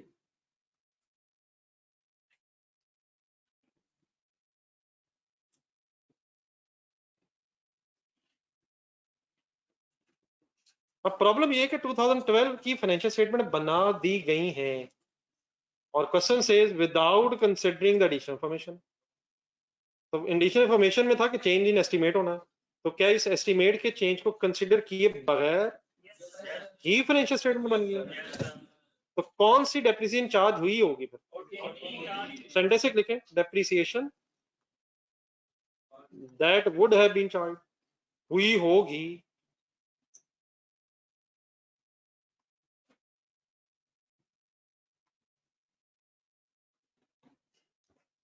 वुड हैव बीन चार्ज या वॉज चार्ज भी ठीक है।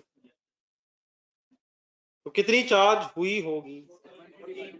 कैसे? कौन सी? पिछले साल वाली? पिछले साल वाला 14 या इस साल वाला 14? इस साल वाला तो 14 है ही नहीं, वो तो 8 है। अगर एस्टीमेट चेंज नहीं किए गए तो क्या इस साल भी 70 डिवाइड बाय 5 ही हुआ होगा? तो कितना चार्ज हुआ होगा? कितना चार्ज होना था? क्या कुछ कम चार्ज हुआ है? कितना एक्स्ट्रा चार्ज हो गया है? डेप्रिसिएशन टू बी चार्ज या to be reverse? To be reverse. वजह? कितने रुपए चार्ज हो गए हैं कितने की बजाय?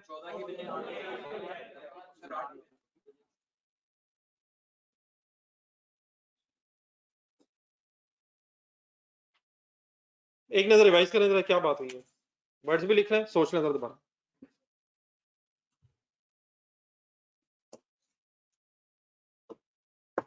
ये ऑनलाइन स्टूडेंट्स बड़ा साथ है।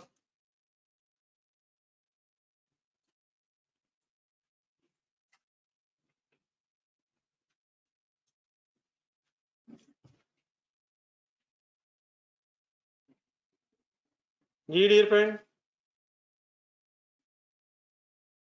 कितनी चार्ज होनी चाहिए थी? कितनी चार्ज हुई है? कितनी एक्स्ट्रा चार्ज करें? कुछ एक्स्ट्रा चार्ज ना करें, कुछ रिवर्स करें। क्या सवाल वही होगा जो आपने जवाब सोचा हुआ? इस चीज को ज़हन से निकाल दें।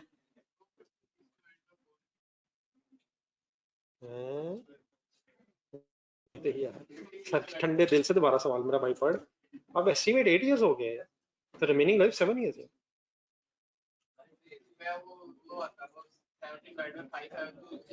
सर ये ना कर दीजिएगा, ये ना जुर्म कीजिएगा। क्या हर साल रिमेनिंग लाइफ गिनेंगे? मेथड स्ट्रेट लाइन है। क्या अगले साल फिर 70 डिवाइड बाय 5 होगा? 56 डिवाइड बाय 4 भी तो आंसर 14 ही आ रहा है। ये ना करें खुदा के लिए, ना करें, तो आंसर तो वही आ रहा है। तो जब वही आ रहा है तो ऐसे भी तो आ रहा है। सर जी कब कब रिमेनिंग लाइफ गिनते हैं? या रिवैल्यूएशन हो जाए या एस्टीमेट चेंज हो जाए। तो एस्टीमेट जब चेंज हुआ है तो फिर तो 56 डिवाइड बाय 7 मैंने कर दी है, और अगर एस्टीमेट चेंज किए बगैर वर्किंग हुई है तो स्ट्रेट लाइन मेथड है 70 डिवाइड बाय 5। अगर फॉर एग्जांपल एस्टिमेट ना बदलता अगले साल भी क्या होता? 70 डिवाइड बाय 5, फिर 70 डिवाइड बाय 5, कब तक? जब तक 5 साल पूरे ना हो जाए। तो रिमेनिंग लाइफ हर साल गिनते हैं, कब और कब गिनते हैं? इवैल्यूएशन डेट पे गिनते हैं या जिस दिन एस्टिमेट चेंज हो रहा है। लेकिन आंसर तो वही आ रहा है, तो ये भी तो आ रहा है। ना करें सारी बातें बिल्कुल फाइनल रखें, ये चीजें गलत तरफ ले जाएंगी। ये इसका क्या इम्पैक्ट होगा, बल्कि इसका इसकी को एंट्री बुला दे पहले। एक्यूमुलेटेड एप्रिसिएशन डेबिट, ये बिल्कुल ठीक है बेटा, करते हैं। Accumulated appreciation debit, depreciation credit by rupees 6 million।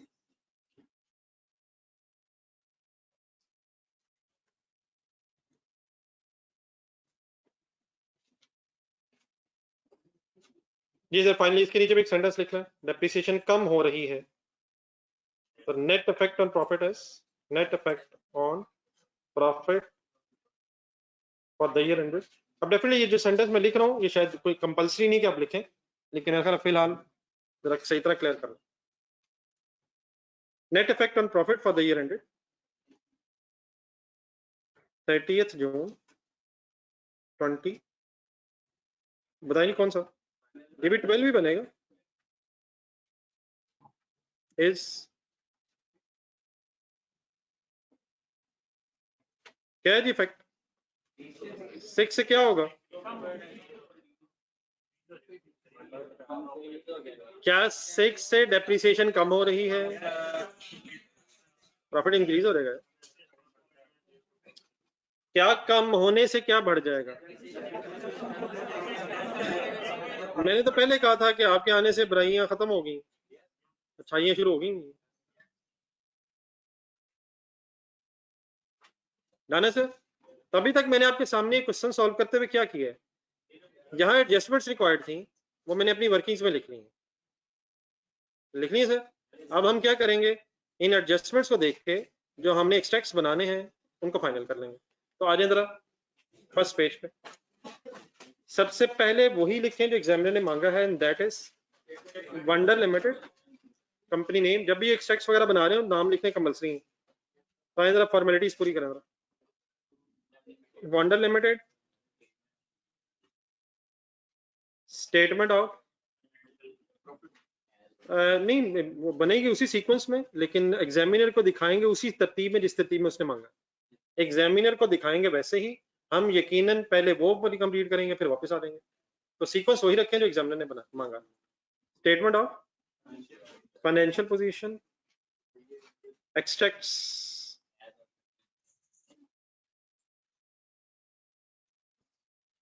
Statement of financial position, extracts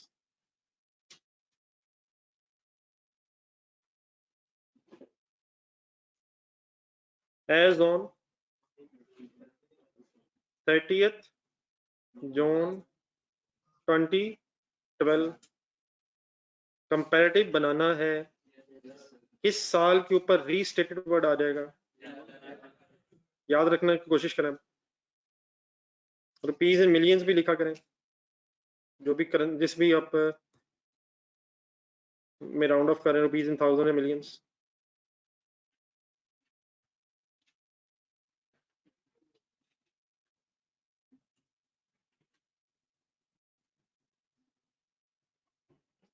done sir, half page छोड़ दें, पहले नेक्स्ट हेडिंग लिखें, Wonder limited,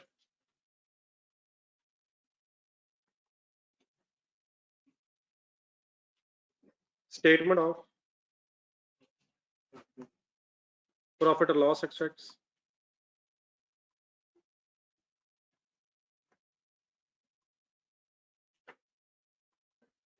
for the year ended. सिर्फ स्टेटमेंट ऑफ फाइनेंशियल पोजीशन के नीचे एज ऑन आता है, बाकी फॉर द ईयर एंडेड है 30th June 12/11।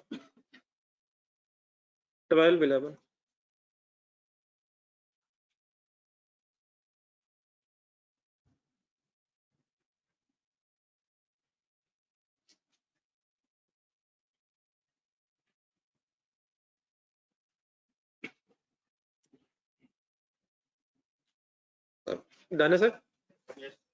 नेक्स्ट पेज पे स्टार्ट पे आ रहे हैं। Wonder Limited, statement of changes in equity extracts. अब आप तीसरी दफा वंडर लिमिटेड देख के लिखने लगे।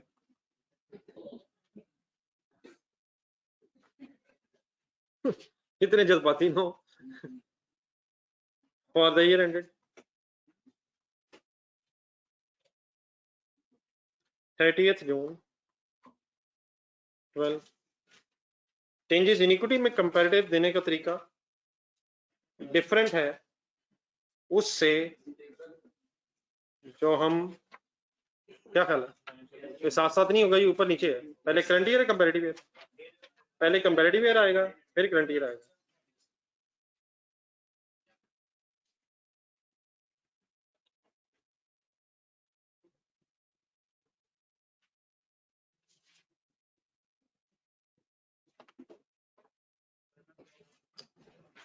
जी वो चौथी चीज छोड़ दें, वो फिर अलग डिस्कस करते हैं। ये अब ये तो 3 स्टेटमेंट्स हैं नोट्स के अलावा, पहले इनको फाइनल कर लेंगे फिर नोट्स अलग बना लेंगे। इसमें अब ये सोच लें, जो मैंने अभी थोड़ी देर पहले बात की थी कि स्टेटमेंट्स हम बना किस तरतीब में सकेंगे। नहीं मतलब ये मैंने बात जो की सही समझ आता थी। प्रॉफिट फाइनल होगा तो उसने चेंजेस इन इक्विटी में जाना है, तो चेंजेस इन इक्विटी में फाइनल होगा तो सीडीज ने फिर बैलेंस शीट में जाना है। ठीक है, तो आज स्टेटमेंट ऑफ प्रॉफिट लॉस जहां आपने स्पेस छोड़ी हुई, तरीका वही है जो शायद हम पिछले कुछ क्वेश्चन में फाइनल कर चुके हैं। हमें प्रॉफिट ही बस गिवन है। आइडियली तो ये है कि जहां जहां गलती है वहां वहां उन हेड्स में ठीक किया जाए। डेप्रिसिएशन कहाँ थी ऑपरेटिंग एक्सपेंसेस में, अगर गिवन होते वहां ठीक करते, अगर ना हो तो फिर मजबूरन कहाँ से स्टार्ट करना है, जहां से स्टार्ट किया जा सकता है। प्रॉफिट फॉर द ईयर नहीं, वो तो आधा है मैंने इस पर लाइन आइटम्स का डिस्क्लोजर तो बिना था बना लेते हैं। लाइन आइटम्स में जो चेंज है वो तो शायद हमें पता है, लेकिन हमें ये नहीं पता कि पहले सेल कितनी थी, कॉस्ट ऑफ सेल कितनी थी, उसमें तब्दीली कितनी, वो तो हमें पता है, वो तो हमें लिख देंगे। जी प्रॉफिट फॉर द ईयर से करवा दें कंडी 11। तरीका क्या है, गिवन बता दें, करवा दें सर जी, इस तरह ना करें। ये एक बार एक सवाल इसे फाइनल समझ के पहले करवा दें। गिवन प्रॉफिट है 120, गिवन है 120, ऐसे ही है, किस साल की बात हो रही है। अब अपनी वर्किंग्स में जाएं, क्या 11 में हमारी कोई एडजस्टमेंट है, हमने शायद नेट भी किया हुआ, अलग-अलग देखना वो भी पॉसिबल है, लेकिन शायद फाइनल इफेक्ट ले लिया हुआ है। 11 में हमारे एरर की करेक्शन की वजह से प्रॉफिट पे नेट इफेक्ट क्या हुआ है, प्लस कर दो या माइनस, वजह प्रॉफिट कम होगी। समझ है। 11 के ऊपर रीस्टेटेड भी लिखे 101.5, जो ऑनलाइन स्टूडेंट्स बड़ा साथ है।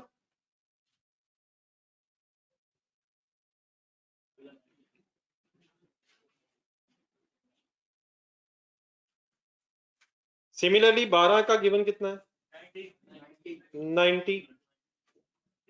एक मिनट आराम से 90 लिख लिया।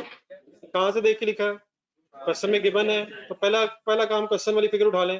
अब वर्किंग्स में जाएं, 12 में करेक्शन ऑफ एरर की वजह से कोई करेक्शन हुई है, कितनी, +2 +8 माइनस, प्रॉफिट बढ़ा है, लेकिन क्या 12 में एस्टीमेट चेंज का भी कोई इफेक्ट है। 12 में दो चीजें, एरर की करेक्शन भी है और एस्टीमेट भी चेंज हुआ था, उसका कितना इफेक्ट है, प्रॉफिट बढ़ रहा है कम हो रहा है, कितने से, 6 से बढ़ रहा है, तो दोनों प्लस क्यों किए हैं, प्रॉफिट बढ़ रहा है 98।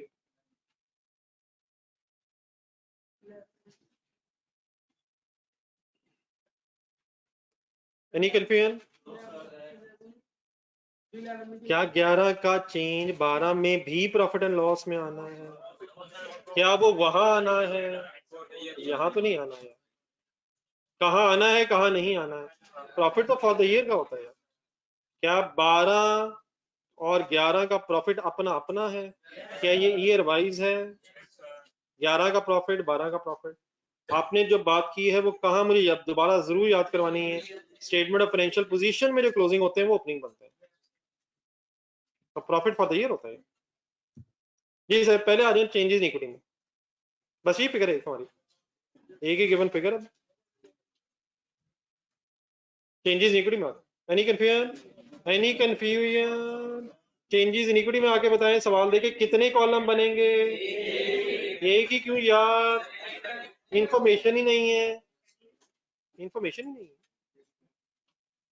वैसे इसमें कितने कॉलम होते हैं? कभी 4 होते हैं, कभी 3। जितने इक्विटी के हेड्स होते हैं उतने कॉलम होते हैं। इस वक्त कितने हेड्स हैं? देयरफॉर टोटल की जरूरत नहीं है। क्या कंपैरेटिव बनाना है? कहां से शुरू करूं? बैलेंस एज ऑन फर्स्ट जुलाई 11, तो करंट ईयर का स्टार्ट हो जाएगा 10, लास्ट ईयर का स्टार्ट हो जाएगा। इंटरेस्टेड नहीं है भाई, बिल्कुल इंटरेस्टेड नहीं है, उसने मुझे देख लिया। जी सर, कंपैरेटिव ईयर स्टार्ट हो जाएगा 1 जुलाई 10 से। क्वेश्चन देख के फिगर ढूंढे।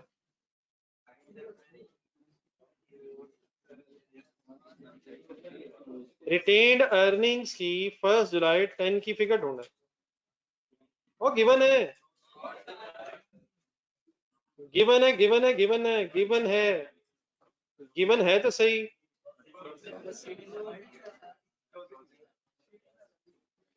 वेरी इंपॉर्टेंट डिस्कशन सर, कल भी हुई थी मोहानी में, आज फिर फाइनल करें। 198 की पूरी डेट बोले, किस दिन का क्लोजिंग है? 30 जून 12 का closing, statement of financial position. 108 किस दिन का क्लोजिंग है? 30 जून 11 का क्लोजिंग। हम क्या ढूंढ रहे हैं? 30 जून 11 का ओपनिंग ढूंढ रहे हैं, 1 जुलाई 10 का बैलेंस ढूंढ रहे हैं। अब इस 108 को जरा अकाउंटेंट बन के गौर से देखना शुरू करें।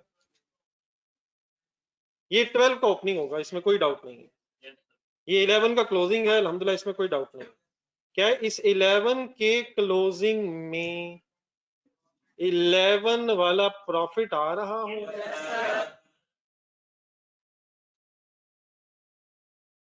क्या आपको इस 108 के अंदर 90 नजर आ रहा है?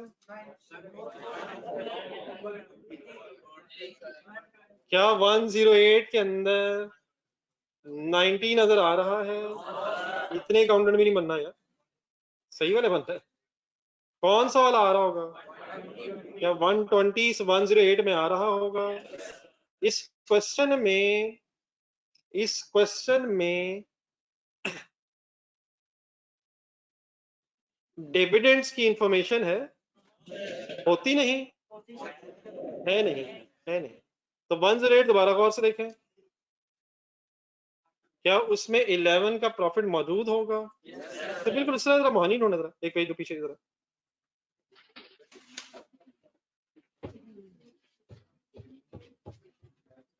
ओ अली हैदर साहब, जाने दें गुस्सा, वो हमने एडजस्टमेंट की है। 120 देखें जी, एक सेकंड बोर्ड पे दोबारा जरा, पहले एक सेकंड 120 जरा। 120 में रिपेयर भी तो आ रही है।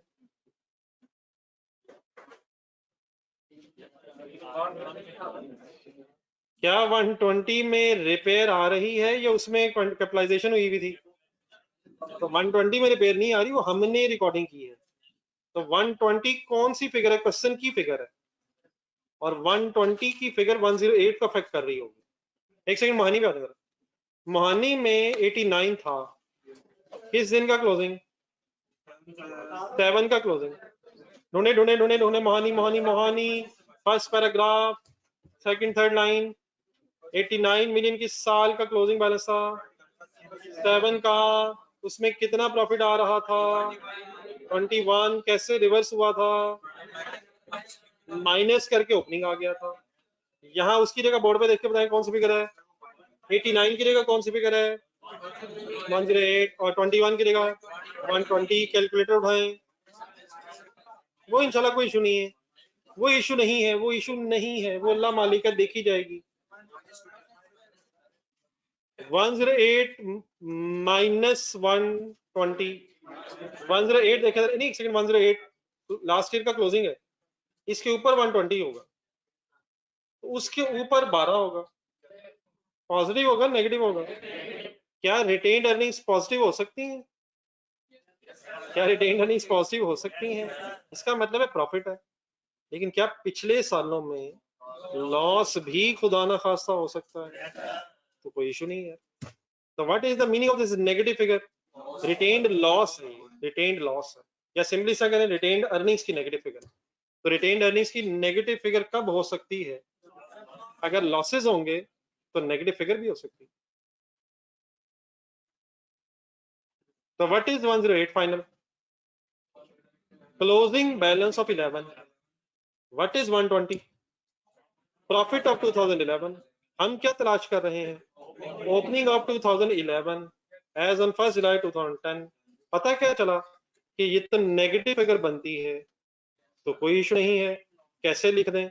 आए लिख लें, बिस्मिल्लाह पढ़ते हैं।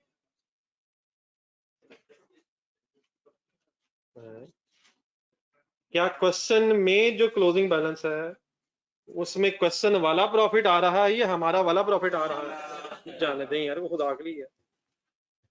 120 सॉरी 108 होना चाहिए शायद। 108 माइनस 120 इज इक्वल टू -12। -12 को जरा गौर से देखें।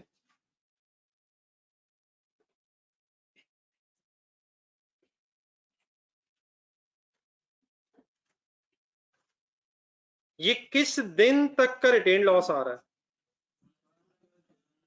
क्या इसमें 2010 तक के प्रॉफिट्स और लॉसेस का इफेक्ट शामिल होगा?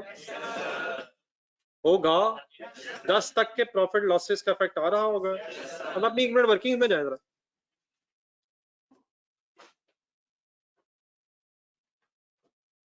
अपनी वर्किंग्स में जाएं। क्या हमारी वर्किंग में कोई ऐसी एडजस्टमेंट है जो 2010 को इफेक्ट कर रही हो? ना बेटा, सही देखा करो यार। 1 अक्टूबर 10 का मतलब 2011 है। क्या 30 जून 2010 तक कोई हमारी करेक्शन है? अगर होती तो यहाँ एडजस्टमेंट होती। जैसे मोहानी में दोबारा जाएं। मोहानी भाईजान, क्या मोहानी में 68 में कोई एडजस्टमेंट थी?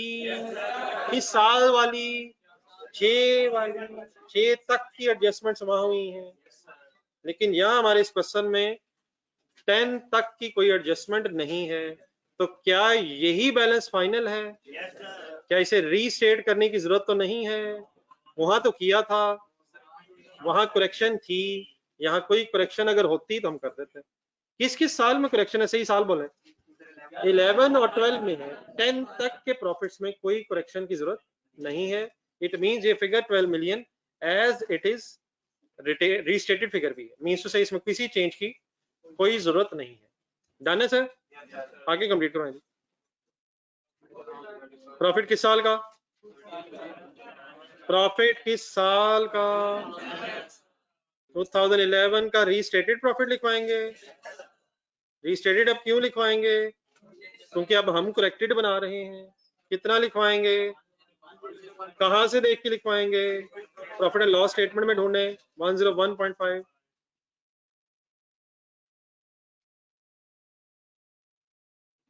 तो ये असल अकाउंटिंग है सर। इधर से उधर, उधर से इधर और इधर से फिर इधर। Any information of dividend? किस दिन का बैलेंस आ जाएगा? बैलेंस एज ऑन 1 जुलाई लिख लें या 30 जून लिख लें? 11। आंसर बता दें। 89.5 के साथ सोच के रीस्टेटेड लिखूं? क्यों? बैलेंस शीट देख के बताएं लास्ट ईयर उन्हें कौन सी फिगर भेजी हुई है? लास्ट ईयर कौन सी फिगर भेजी हुई है? ना ना, हाँ 108 भेजी हुई, इसकी जगह 108 भेजी हुई है। क्या उसमें अब तब्दीली आ रही है? नहीं बेटा, 108 भेजी हुई है। ये ऑनलाइन स्टूडेंट्स डन है 108। ये किस दिन का क्लोजिंग हमने फाइंड आउट किया है? Why it is different from the figure of question as on 30th June 2011? अब इसमें एडजस्टमेंट हो गई है जी। डियर आगे किस साल का, कहां से मिलेगा, ढूंढे 98। नहीं इसके साथ रिस्टेटेड नहीं है, बस फाइनल करें हम लोग। ये करंट ईयर है, आंसर आ गया 187.5। Balance as on 30th June 2012।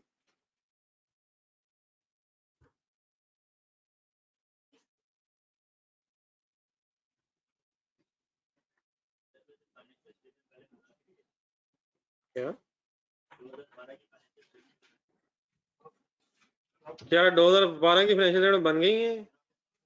पहले बताना था। चलो खैर अब हमारी बन गई। और सर ये ड्राफ्ट बनी है।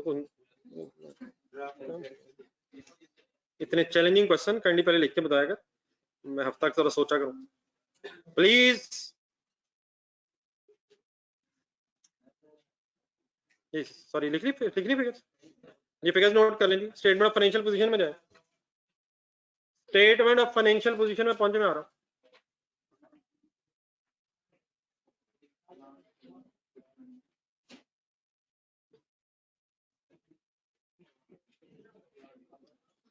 नहीं स्टेटमेंट ऑफ फाइनेंशियल पोजीशन एक दफा आखिरी दफा मेरे साथ सोच लें, बाकी यकीनन आपको सोचनी चाहिए। Once again statement of financial position बनाते हुए तरीका ये होगा कि क्वेश्चन की फिगर्स देखेंगे और जहां जहां चेंजेस हैं वो कर देंगे। आ जाए करवा दें। नॉन करंट एसेट्स में property plant and equipment, property plant and equipment में सारे टेंजेबल एसेट्स आ रहे होते हैं, टेंजेबल फिक्स्ड एसेट्स आ रहे होते हैं।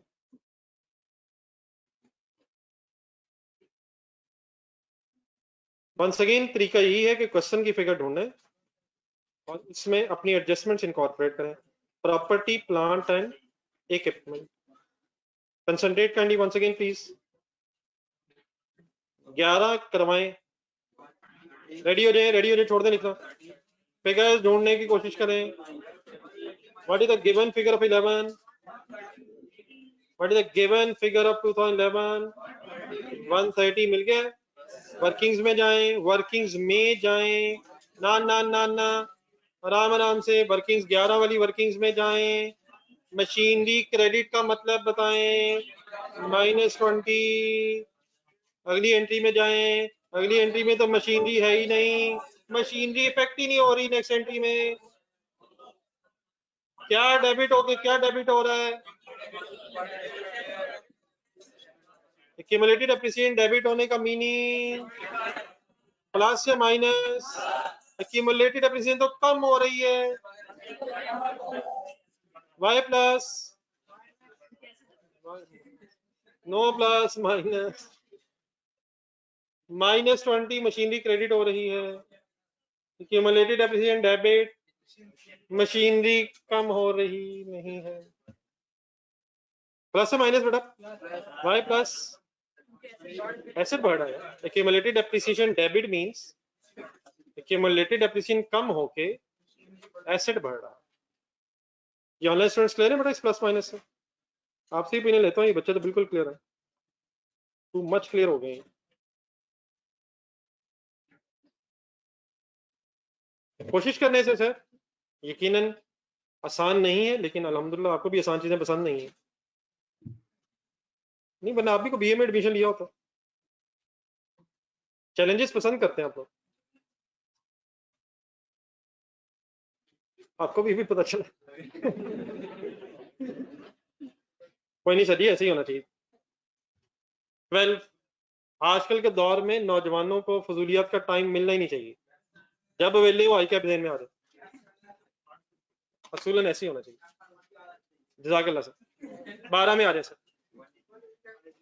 12 का गिवन आंसर 189 में 12 की करेक्शन करवाएं। अब एक दफा दोबारा कल वाली बात रिवाइज करें। क्वेश्चन में जाए, छोड़ दें। छोड़ दे छोड़ दे छोड़ दे छोड़ दे छोड़ दे छोड़ दे। नहीं बेटा पहले एक दफा दोबारा एक दफा इसे रीसेट कर ले, बाकी ठीक है इंशाल्लाह रिपीट ही होना। 130 की जो फिगर है ये क्लोजिंग है 11 का,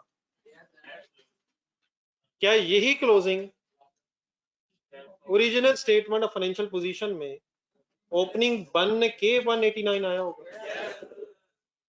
करेक्शन तो अभी हमने की है, अपनी रिवाइज बैलेंस शीट में देखें क्या आंसर आ रहा है, 101,111.5 आ रहा है, ये तो हमने की है।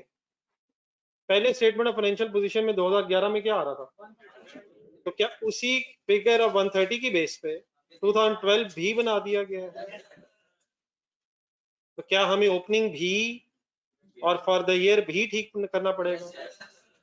189 किन फिगर्स की बेस पे बना हुआ है? तो हमें 130 भी करेक्ट करना पड़ेगा और डेफिनेटली फॉर द ईयर की फिगर्स भी रिकंसिडर करनी पड़ेगी। ऐसे ही सर?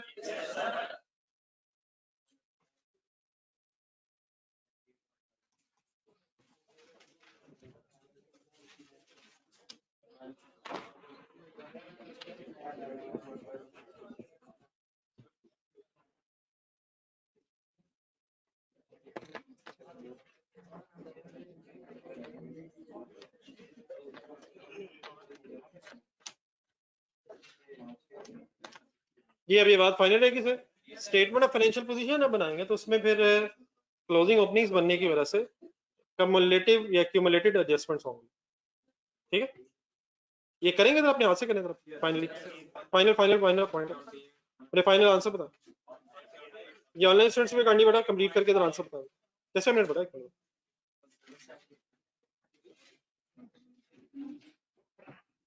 बेटा कैलकुलेशन तो कांडी ठीक करें। 172 कैसे बना दिया?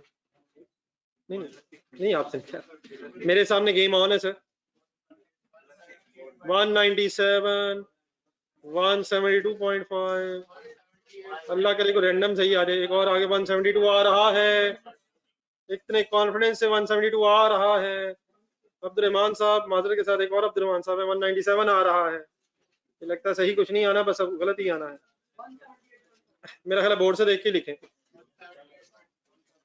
-20 प्लस 1.5 एरर में जाएं, एरर में जाएं, 12 के एरर की एडजस्टमेंट देखें।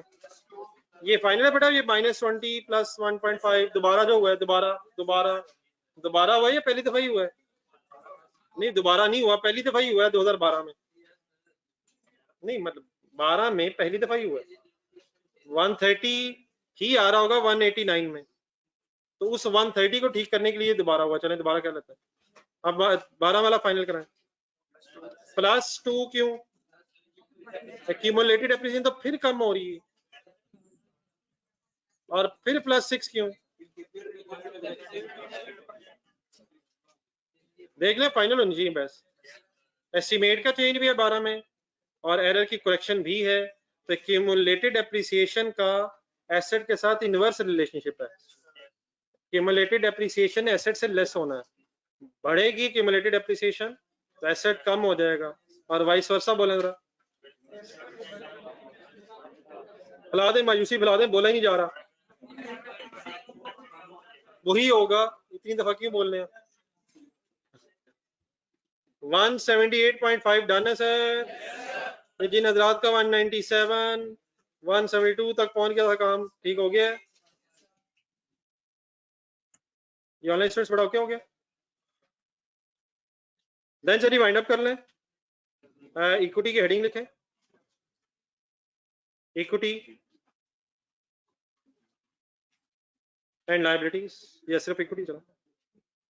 इक्विटी एंड लायबिलिटीज में रिटेन्ड अर्निंग्स बेस हैं, और ये कल आपसे डिसाइड हुआ था कि जिन क्वेश्चंस में हम statement of changes in equity बना चुके हों तो फिर दोबारा टाइम वेस्ट करने की जरूरत नहीं है। रिटेन्ड अर्निंग्स को statement of changes in equity से ढूंढ के लिख लें काइंडली।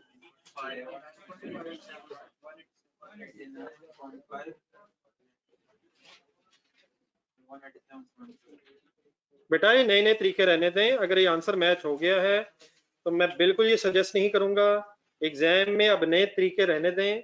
अगर वैसे भी आंसर आ गया तो ऐसे भी तो आ गए, काइंडली इस तरह ना करें, बहुत से तरीके हो सकते हैं, मुझे हरगिज तरीकों पे एतराज नहीं है, लेकिन कोई एक फाइनल कर लें। वो मुश्किल है जो आपने तरीका अडॉप्ट किया है, ये मेरे नज़दीक आसान है। अब ये रिपीट ही होना है, कम्युलेटिव एडजस्टमेंट्स हैं, तरीका वो भी हो सकता है, लेकिन जब बार बार अप्लाई करना जरा मुश्किल हो जाएगा। बाकी बात आपकी ठीक है। Statement of changes in equity से ढूंढ लें जी जरा, from statement of changes in equity. जी 11 की फाइनल फिगर आएगी 89.5 और 12 की फाइनल फिगर आएगी 187.5। Any confusion in this story? देख लें सही फिगर्स।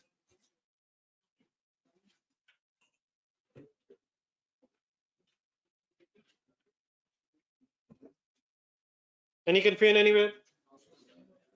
नोट करके बता दें।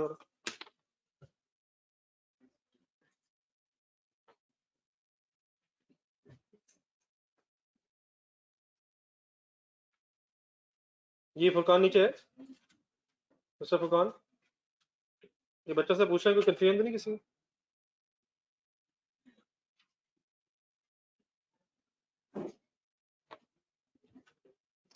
जी सर जी, अजय जो लास्ट इसका हिस्सा रहता है, correction of error note. Correction of error note,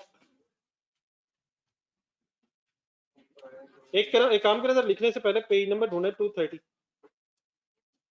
page number 230, 230, 230। इसके एंड में लिखा हुआ है कि अगर कोई एरर हो जाए प्रायर ईयर तो 2 डिस्क्लोजर देने होते हैं। इस केस में बस 2 ही मेन चीजें। Number 1, nature of prior period error. Nature का मतलब एरर हुआ क्या है, तो जो एरर हुआ होगा क्वेश्चन से देख के बता देंगे। हमारे क्वेश्चन में कौन सा एरर हुआ है, रिपेयर्स को एरोनियसली कैपिटलाइज कर दिया गया है, तो ये उसकी नेचर है, वो इंग्लिश में लिखना है एक सेंटेंस। और सेकंड डिस्क्लोजर वही है जो चेंज इन अकाउंटिंग पॉलिसी में भी आया था, effect on each line item. Line item किसे कहते हैं? Statement of financial position and statement of profit and loss में जो हेडिंग्स आती हैं, उन हेडिंग्स में जहां जहां अमाउंट्स आ रही होती हैं उनको लाइन आइटम्स बोला जाता है। तो there are only 2 disclosures in this case जिनकी जरूरत पड़ती है नोट्स बनाते हुए, nature and effect on line items. तो आए जरा इन्हीं चीजों को बस अप्लाई करना है। आए हेडिंग लिखें, Wonder limited,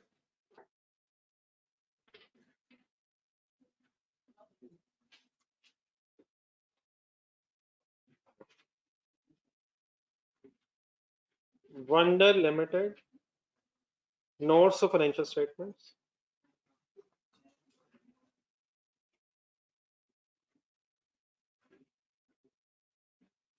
for the year ended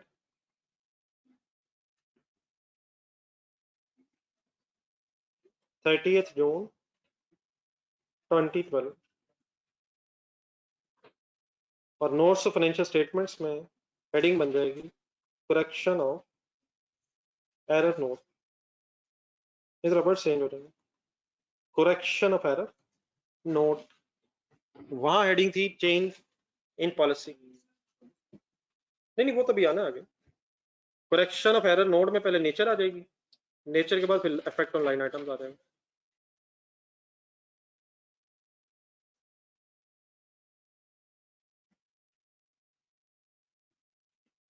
इकट्ठे हो गए प्लीज? क्वेश्चन देखें, पॉइंट 1 की बात हो रही है या पॉइंट 2 की? नहीं दोनों की नहीं हो रही बेटा, एरर 1 में है, सेकंड में एस्टीमेट चेंज है, उसके भी डिस्क्लोजर होते हैं लेकिन अभी वो रिक्वायर्ड नहीं है, वो जब आएंगे तो फिर मैं उसको जाता हूँ। एक करेक्शन ऑफ एरर है और there was only 1 error in this question. Point number 2 में भी एरर है, दोबारा देखें एरर है लेकिन वो करंट ईयर एरर है। देखिए कंसंट्रेट। पॉइंट नंबर 2, क्या एस्टीमेट चेंज नहीं हुआ था, हमने किया है और हमने एक्स्ट्रा डेप्रिसिएशन रिवर्स की है, लेकिन ये एरर था करंट ईयर में। तो करंट ईयर में अगर एरर हो तो उसका कोई डिस्क्लोजर नहीं। प्रायर ईयर एरर एक ही है, कौन सा वाला? रिपेयर वाला। ये प्रायर ईयर एरर है या करंट ईयर एरर है? प्रायर ईयर यही है, तो इसका एक सेंटेंस बना ले, वहीं से देखे हुआ क्या था। ड्यूरिंग द ईयर एक sentence banana, during the year ended 30th June 2011, repairs were repairs amounting to rupees 20 million were erroneously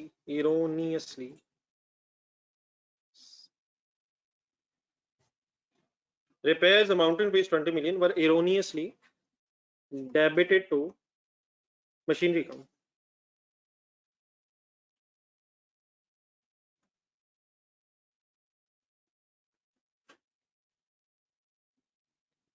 यही है बस। तो ये जो हम नेचर लिख रहे हैं, या पॉलिसी चेंज हो या यहाँ हो, ये सिर्फ क्वेश्चन से देख के लिखना है। तो क्या इशू था, repairs were erroneously debited to, तो यही बेटा नेचर है। सेकंड में आ जाए, effect of correction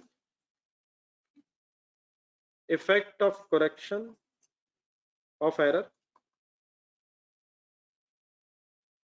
on line items of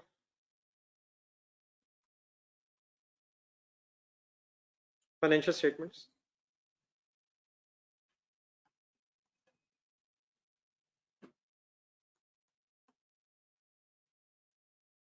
Effect of correction of error on line items of financial statements.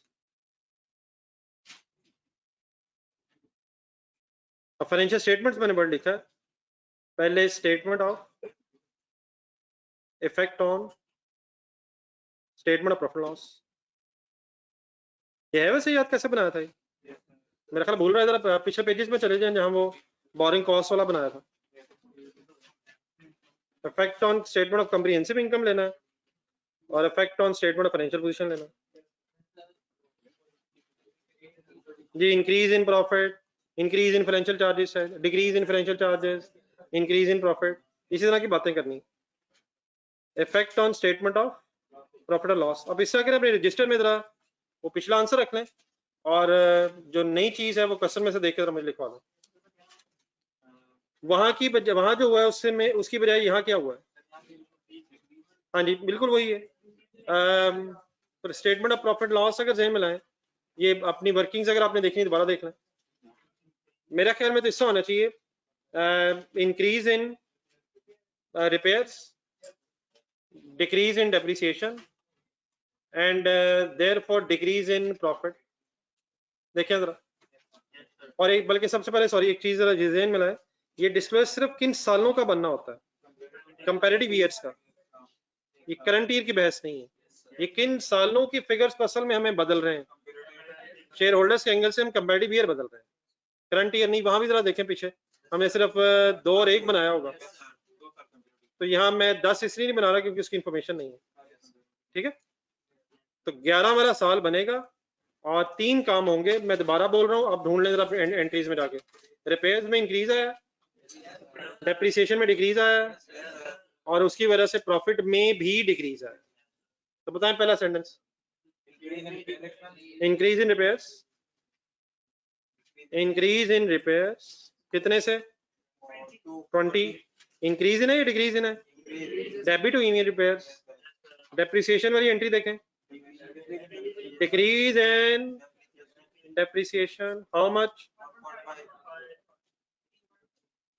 and therefore finally decrease in profit, decrease in profit how much, 18.5। ठीक है, हमने तो लिख लिया है।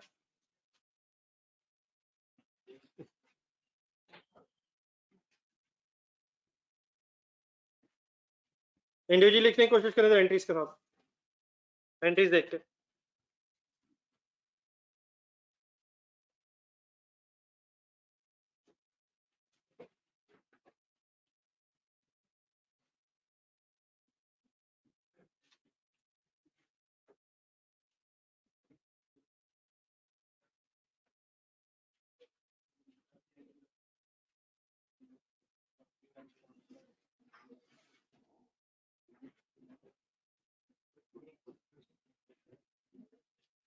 तो हम साहब इसमें टेंशन की क्या बात है यार, डिस्क्लोजर तो बहुत ज्यादा होते जा रहे हैं, तो अभी तो बेटा बहुत ज्यादा और होने हैं।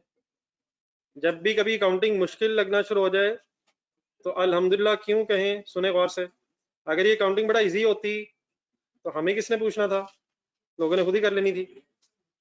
मुश्किल है इसलिए तो लोगों को आपकी जरूरत पड़ती है, और आप कहते हैं मैं उतने पैसे लूंगा, मैं उतने लूंगा। लोगों को अकाउंटिंग आती नहीं, इसलिए आपको मजबूरी है। तो जब भी ऐसे कभी हो जाए अल्हम्दुलिल्लाह कहना चाहिए। ज्यादा मुश्किल होनी चाहिए, आसान हो जानी चाहिए, मेरे जैसे लोग भी कर लेंगे। क्या हो गए, आप लोगों के तो अल्हम्दुलिल्लाह कोई चीज मुश्किल नहीं है। आप देखते मेरी तरफ से हैं और सारा मोबाइल भी यूज कर लेते हैं। हाँ जी, इसमें कोई शक नहीं है, मैं भी खुश। और गेम पता नहीं कहाँ से कहाँ निकल गई होती है।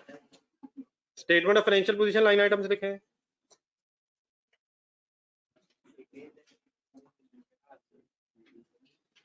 Statement of financial position, effect on statement of financial position.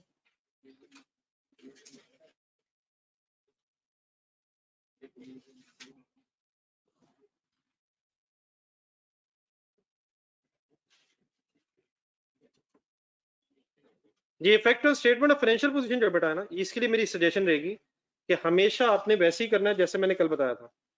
तो जरा सुने मैंने कल क्या बताया था। पुरानी स्टेटमेंट ऑफ फाइनेंशियल पोजीशन सवाल में से और revise statement of financial position अपने रजिस्टर में से कंपेयर करनी है।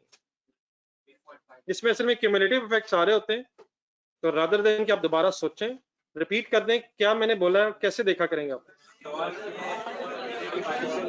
क्वेश्चन वाली स्टेटमेंट ऑफ फाइनेंशियल पोजीशन को आंसर वाली स्टेटमेंट ऑफ फाइनेंशियल पोजीशन से कंपेयर करके लिखेंगे, और सिर्फ किस साल को कंसिडर करेंगे, कंपैरेटिव ईयर। कंपैरेटिव ईयर, तो कंपैरेटिव ईयर कैंडी गौर से देखें।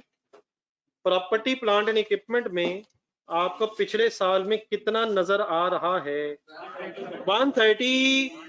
रिवाइज में क्या नजर आ रहा है, डिक्रीज है, डिक्रीज है। कितना डिक्रीज है, decrease in property plant and equipment. Decrease कैसे है यार, पहले 130 था, हमारी revise statement of financial position में 111.5 है। कितना डिक्रीज है,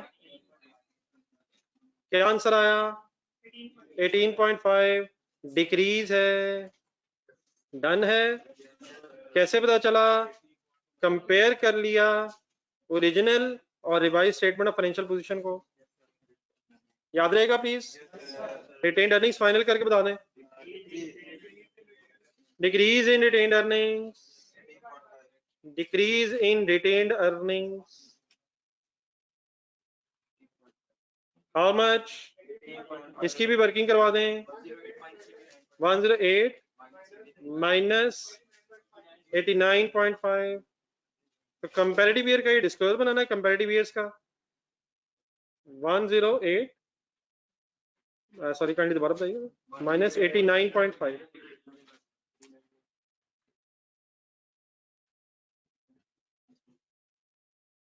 एनी कंफ्यूजन एनीवेयर?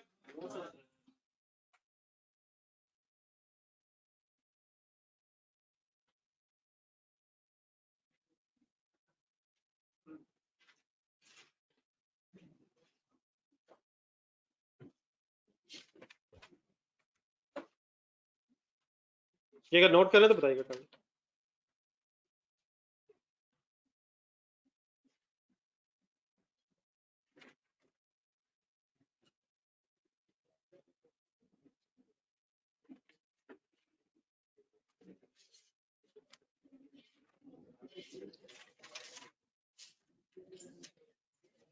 ये पेज नंबर 233 निकालेगा।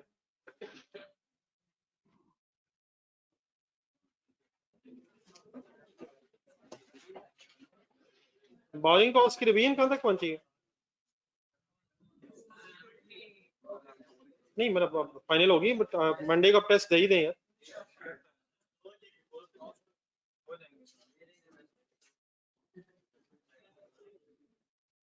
एक काम जरा करें, क्वेश्चन नंबर 4 होमवर्क रखें जरा। मेजर टाइम आप बोरिंग कॉस्ट को दीजिएगा, दोबारा दो तीन सवाल रिवाइज कर लीजिएगा। लेकिन मेरा ख्याल एक क्वेश्चन जरा मिलता जुलता इससे है, इसको पढ़ने की कोशिश कीजिएगा। आज आपको जरा गुड न्यूज सुना देते हैं कि आप अकेले बैठ के करें। 5 बजे आएंगे ना आप? अगर फर्ज करें मैं चला भी जाऊं तो आप तो टाइम से पहले नहीं जा सकते। क्वेश्चन नंबर 4 होमवर्क कर रख लें, मंडे को इंशाल्लाह मिलेंगे।